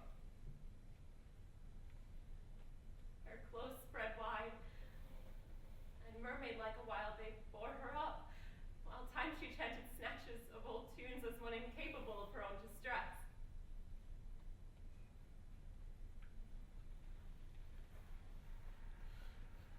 But long it could not be till that her garment, heavy with their drink, pulled her from melodious lay to muddy death.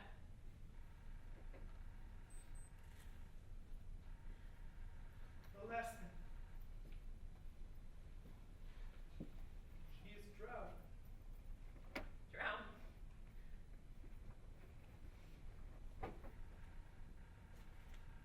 Drowned.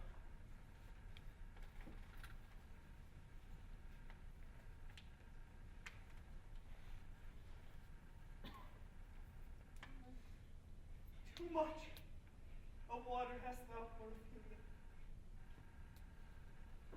Therefore I forbid my tears. But yet it is our custom holds. Let shame say what it will. When these are gone, the women will be out.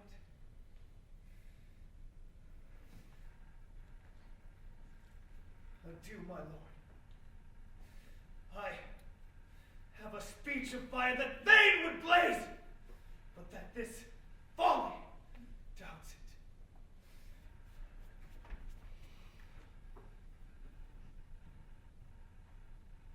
Come, Gertrude.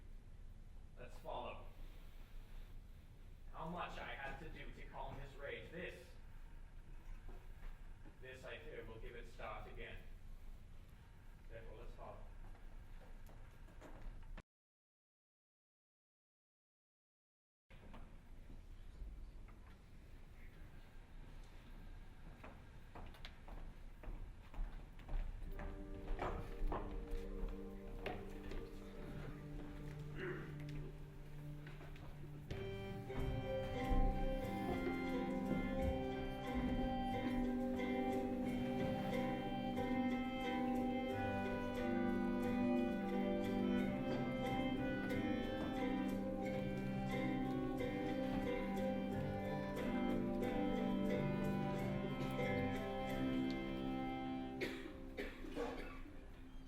To be buried in Christian burial that willfully seeks her own salvation? I tell thee she is.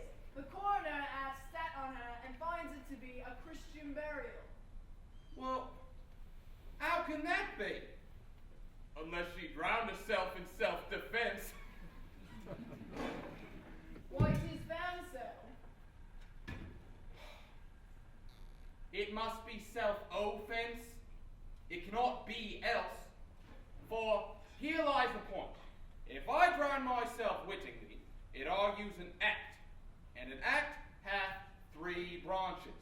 It is to act, to say, to do.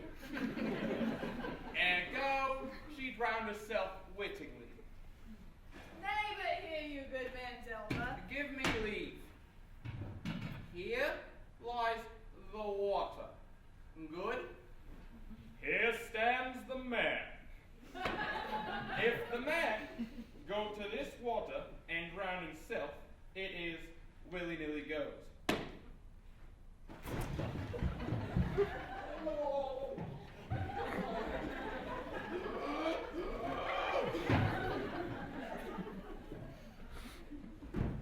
Mind you that.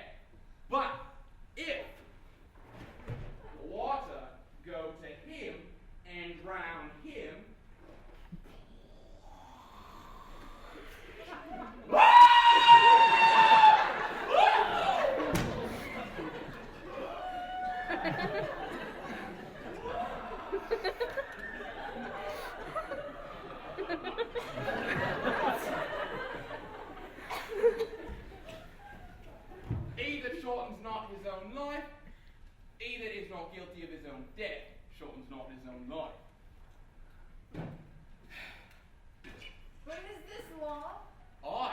merry is it? Coroner's law. Will you had the truth on't? Had she not been a gentlewoman, she would have been buried out of Christian burial. Why, there thou sayest, and the more pity that great folk should have more permission in this life to drown or hang themselves than their fellow Christians.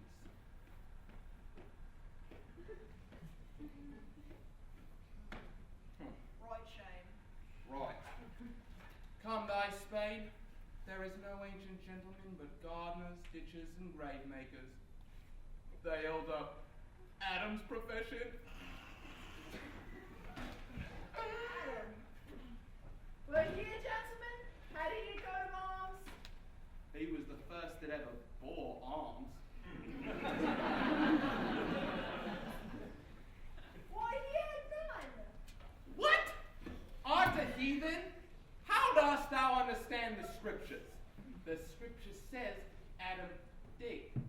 How could he dig without arms? Arms. I'll put another question to you. Go to. What is he that builds stronger than the mason, the shipwright, or the carpenter? The gallows maker, for that frame outlives 1,000 tenants.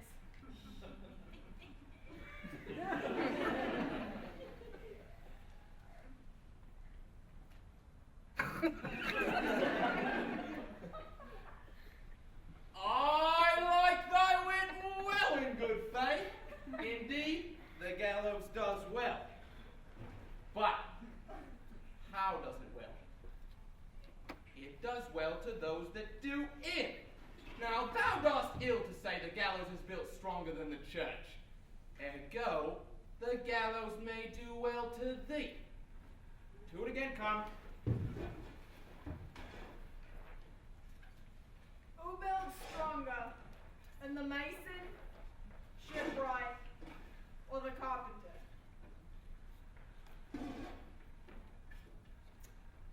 Aye. Tell me that and unyoke. Marry, now I can tell. To it! Mas, I cannot tell. Cudgel thy brains no more about it, for your dull ass could not mend his pace with a beating. And when you're asked this question next, say, a grave maker. The houses that he builds last till doomsday.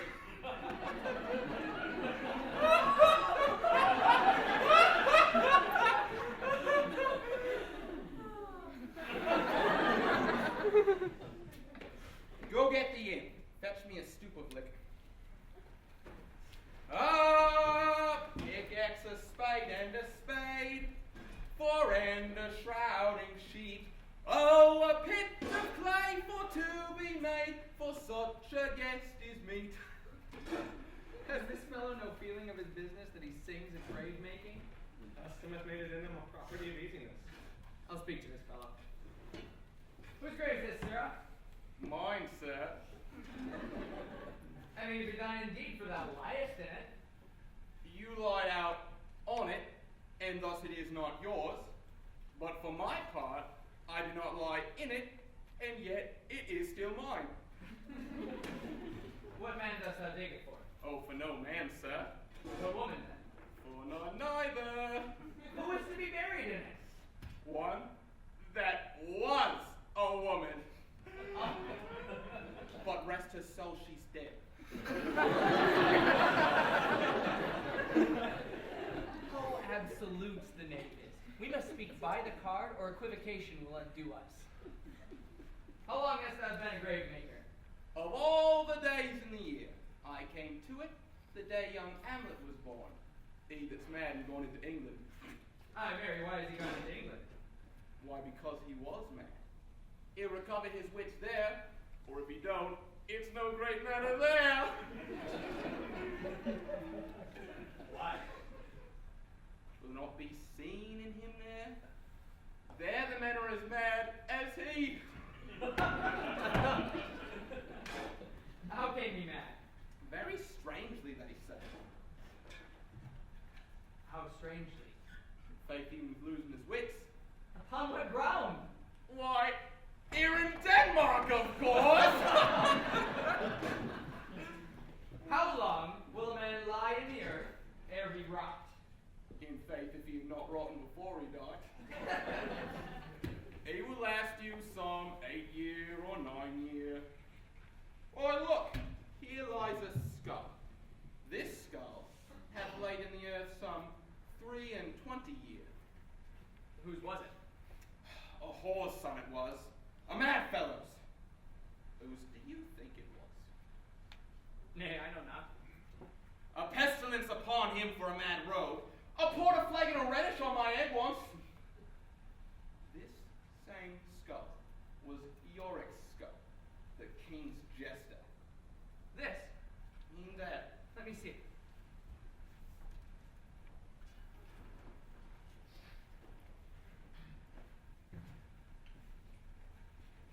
Alas. Poor Yorick. I knew him, Horatio. A fellow of infinite jest, of most excellent fancy. He hath borne me on his back 1,000 times. No. Oh, pardon my imagination it is. My gorge rims at it. Here hung those lips that I have kissed I know not how oft. Where be your jibes now? Your gambols, your songs, your flashes of merriment that were wont to set the table on a roar? Not one now to mock your own grinning, and quite chapfallen. What's up? What's up? Aside, here comes the king.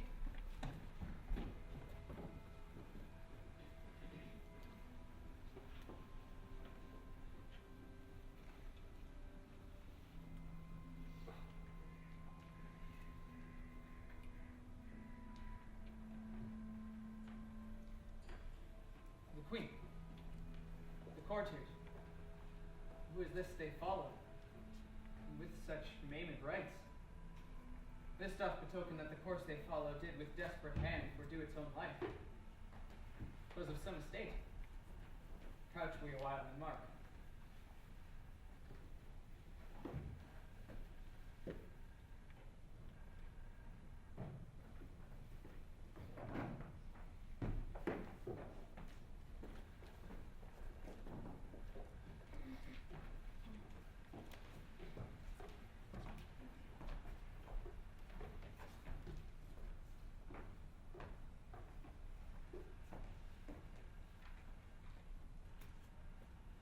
Generes ad generes, pulveres ad pulveres, anima eius pare, misericordia Dei, requiescat in pace. Amen.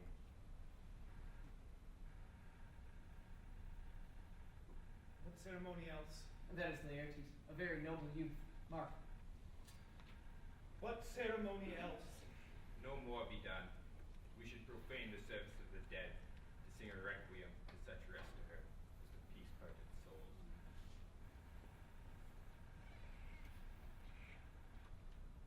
She is laid in the earth, and from her fair and unpolluted flesh may violets spring. I tell thee, churlish priest, a ministering angel shall my sister be when thou liest howling. What? The fair Ophelia? Sweets to the sweet. Farewell.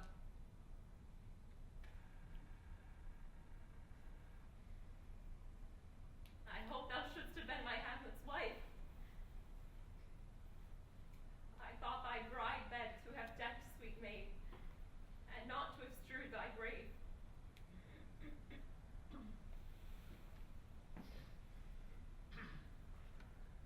O treble woe, fall 10 times treble on that cursed head whose wicked deed thy most ingenious steps deprive thee of.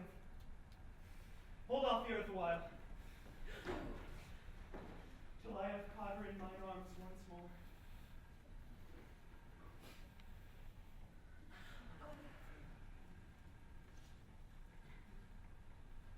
Now pile your dust upon the quick and dead, till of this flat a mountain you have made. What is he whose grief bears such an emphasis? Whose praise of sorrow conjures the wandering stars and makes them stand like wonder-wounded hearers? This is I, Hamlet the Dane.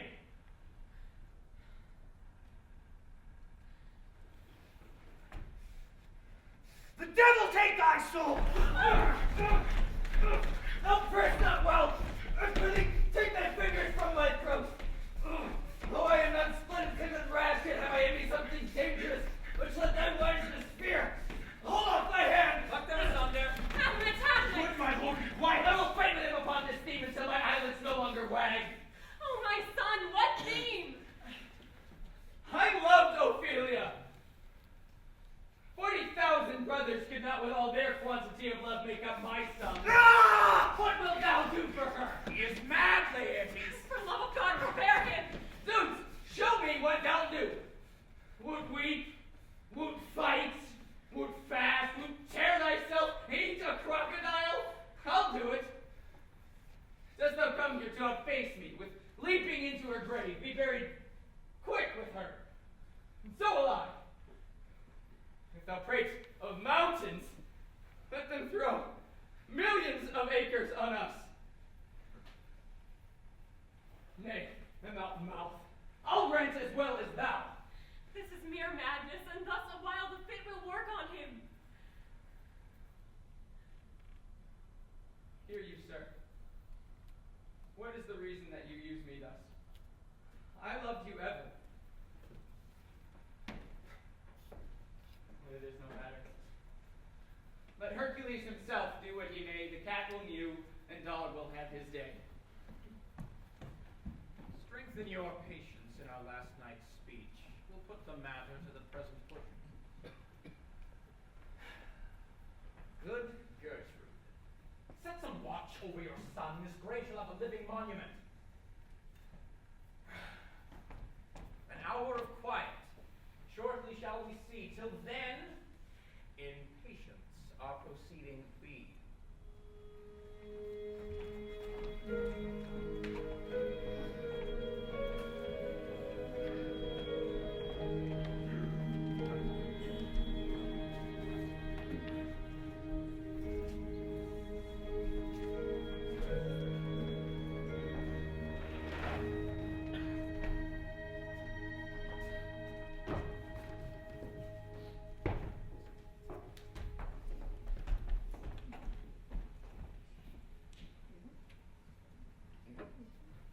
So much for this, sir. Now shall you see the other. You do remember all the circumstance. Remember it, my lord? On the ship. Up from my cabin, my sea gown scarfed about me. Groped I in the dark to find out them. Had my desire. Fingered their packets, and then finally drew to mine own room again, where, making so bold to unseal their grand commission. Oh, royal knavery. Horatio. I found an exact command from Denmark's king that my head should be struck off in England. Is it possible? Here's a commission. Read it at more leisure. But wilt thou hear how I did to proceed? I beseech you. Being thus benetted round with villainies, I sat me down, devised a new commission, wrote it fair, and an earnest conjuration from the king, as England was his faithful tributary, that on the view and knowing of these contents he should the bearers put to sudden death. How was the seals? Even in that was heaven ornament. I had my father's signet in my purse, which is the model of that Danish seal. He folded the writ up in form of the other, subscribed it, gave it the impression, placed it safe, changeling never known. Now the next day was our sea fight, and what to that was sequent, thou knowest already. So Rosencrantz and Guildenstern are dead. My man, they did make love to their employment. They are not near my conscience. They're defeated by their own insinuation drug. Why? What a king is this? He that hath killed my king and whored my mother, thrown out his angle for my proper life, is it not to be damned to let this canker of our nature come and further evil? Aye, my lord. When I'm very sorry, good for Laertes, I forgot myself. For by the image of my cause I see the very portraiture of his. I'll court his favors. But sure, the bravery of his grief did put me into a towering passion. Peace, who comes here? Your lordship is right welcome back to Denmark. I humbly thank you. Dost know this waterfly? No, my lord. But, my lord, the king hath bade me to signify to you that he hath laid a great wager on your head. Sir, this is the matter. Newly come to court is Laertes, believe me, an absolute gentleman, full of very soft society and great showing. I hold him to be a soul of great excellence and rareness. Your lordship speaks most infallibly of him. What imports the nomination of this gentleman? Of Laertes. Her purse is empty already, all her gold and words are spent. Of him, sir. I know you are not ignorant. You are not ignorant of what excellence Laertes is. Oh, I dare not confess that, lest I should compete with him in excellence. I mean, sir, for his weapon. What's his weapon? Rapier and dagger. Well, that's two of his weapons, but well. The king hath wagered with him 6 Barbary horses, against the which he has imposed 6 French rapiers and daggers. The king hath laid that in a dozen passes between yourself and Laertes, he shall not exceed you 3 hits. He hath laid on 12 for 9, and it shall come to immediate trial, if your lordship would vouchsafe the answer. How if I answer no? Let the foils be brought, the gentleman willing, and the king hold his purpose. I will win for him when I can, but if not, I will gain nothing but my shame and the audience. I commend my duty to your lordship. Yours. The king and queen will all be coming down. In happy time.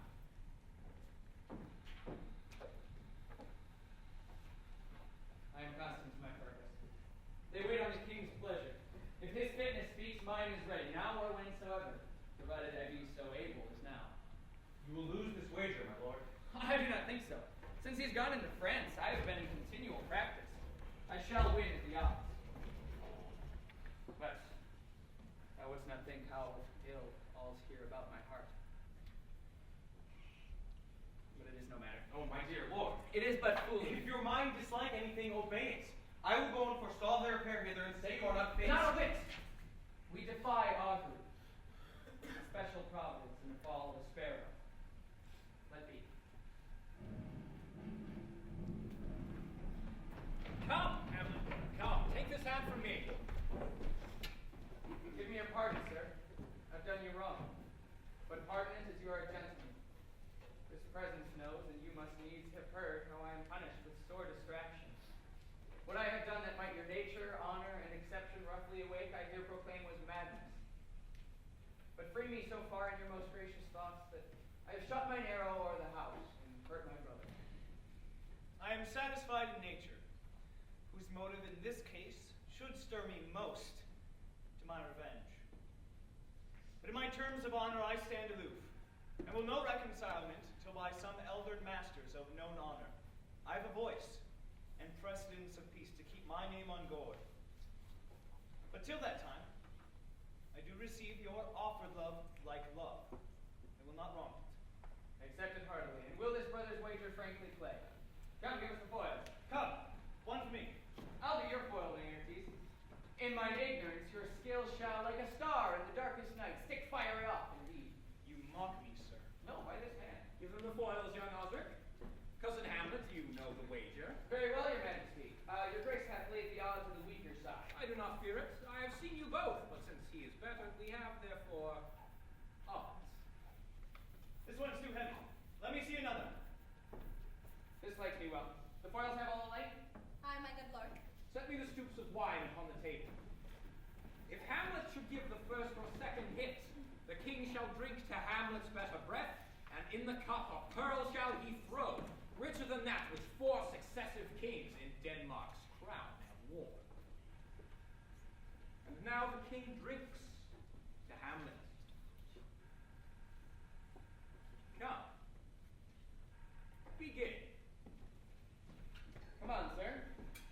Come, my lord.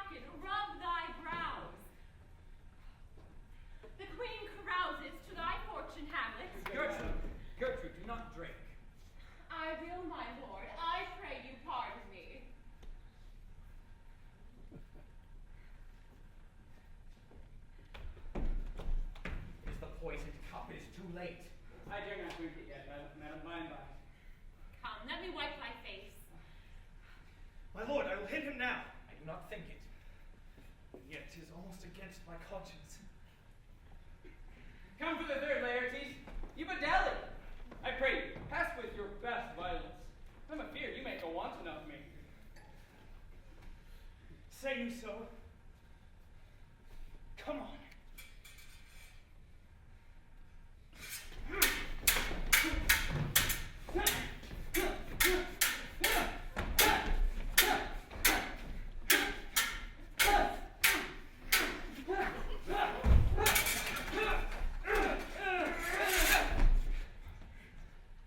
Nothing, neither way.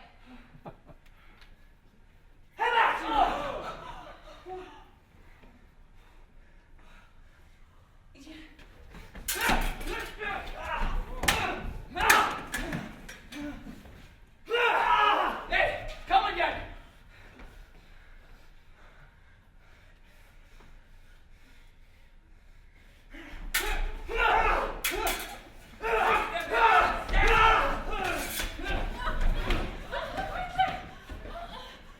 They bleed on both sides.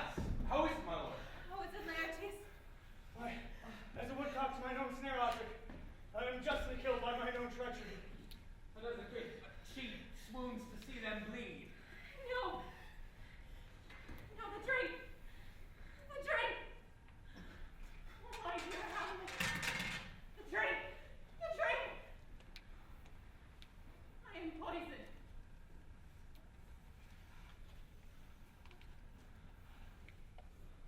Oh, villainy! Pull at the door be locked! Treachery! Seek it out! Who's here, Hamlet? Hamlet, thou art slain. No medicine in the world can do thee good. In thee there is not half an hour of life. The treacherous instrument is in thy hand, unbaited and invented. The foul practice hath turned itself against me. Lo, here I lie never to rise again. The queen is poisoned. I can no more. The king is to blame.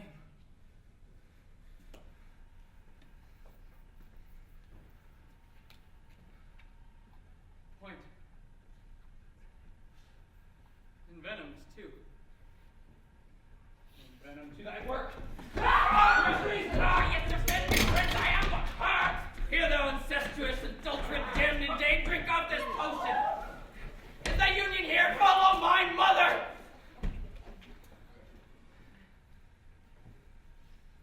He is justly served. It is a poison, tempered by himself. Exchange forgiveness with me, noble Hamlet. Mine and my father's death come not upon thee, nor thine on me.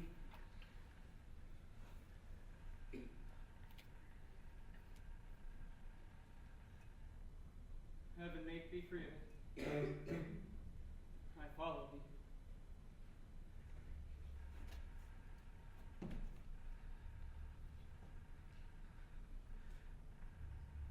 I am dead, Horatio.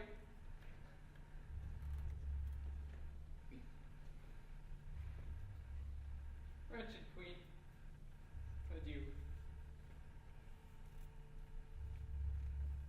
You that pale and tremble at this chance, and are but mutes, an audience to this act.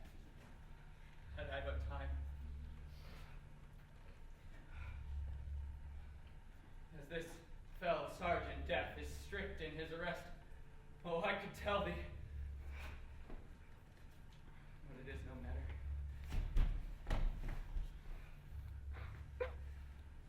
I died, Horatio. Thou livest. Report me and my cause aright to the unsatisfied. Never believe it. I'm more an antique Roman than a Dane. Here's got some liquor left. And throw man, give me the cup! Let go! By heaven, I'll have it.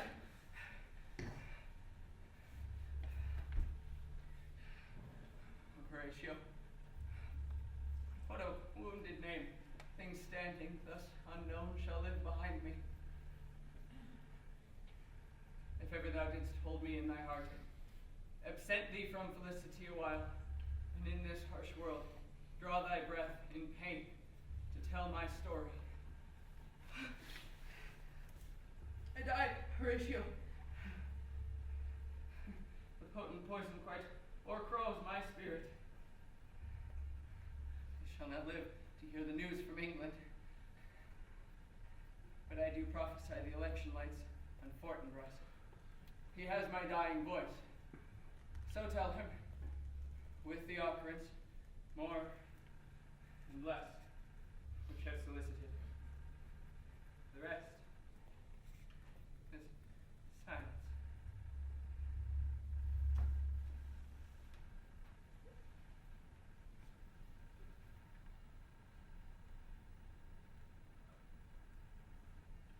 And let me speak to the yet unknowing world how these things came about. So shall you hear of carnal, bloody, and unnatural acts, of accidental judgments, casual slaughters, of death brought on by cunning and false cause. And, in this upshot, purposes mistook fallen on their inventors' heads.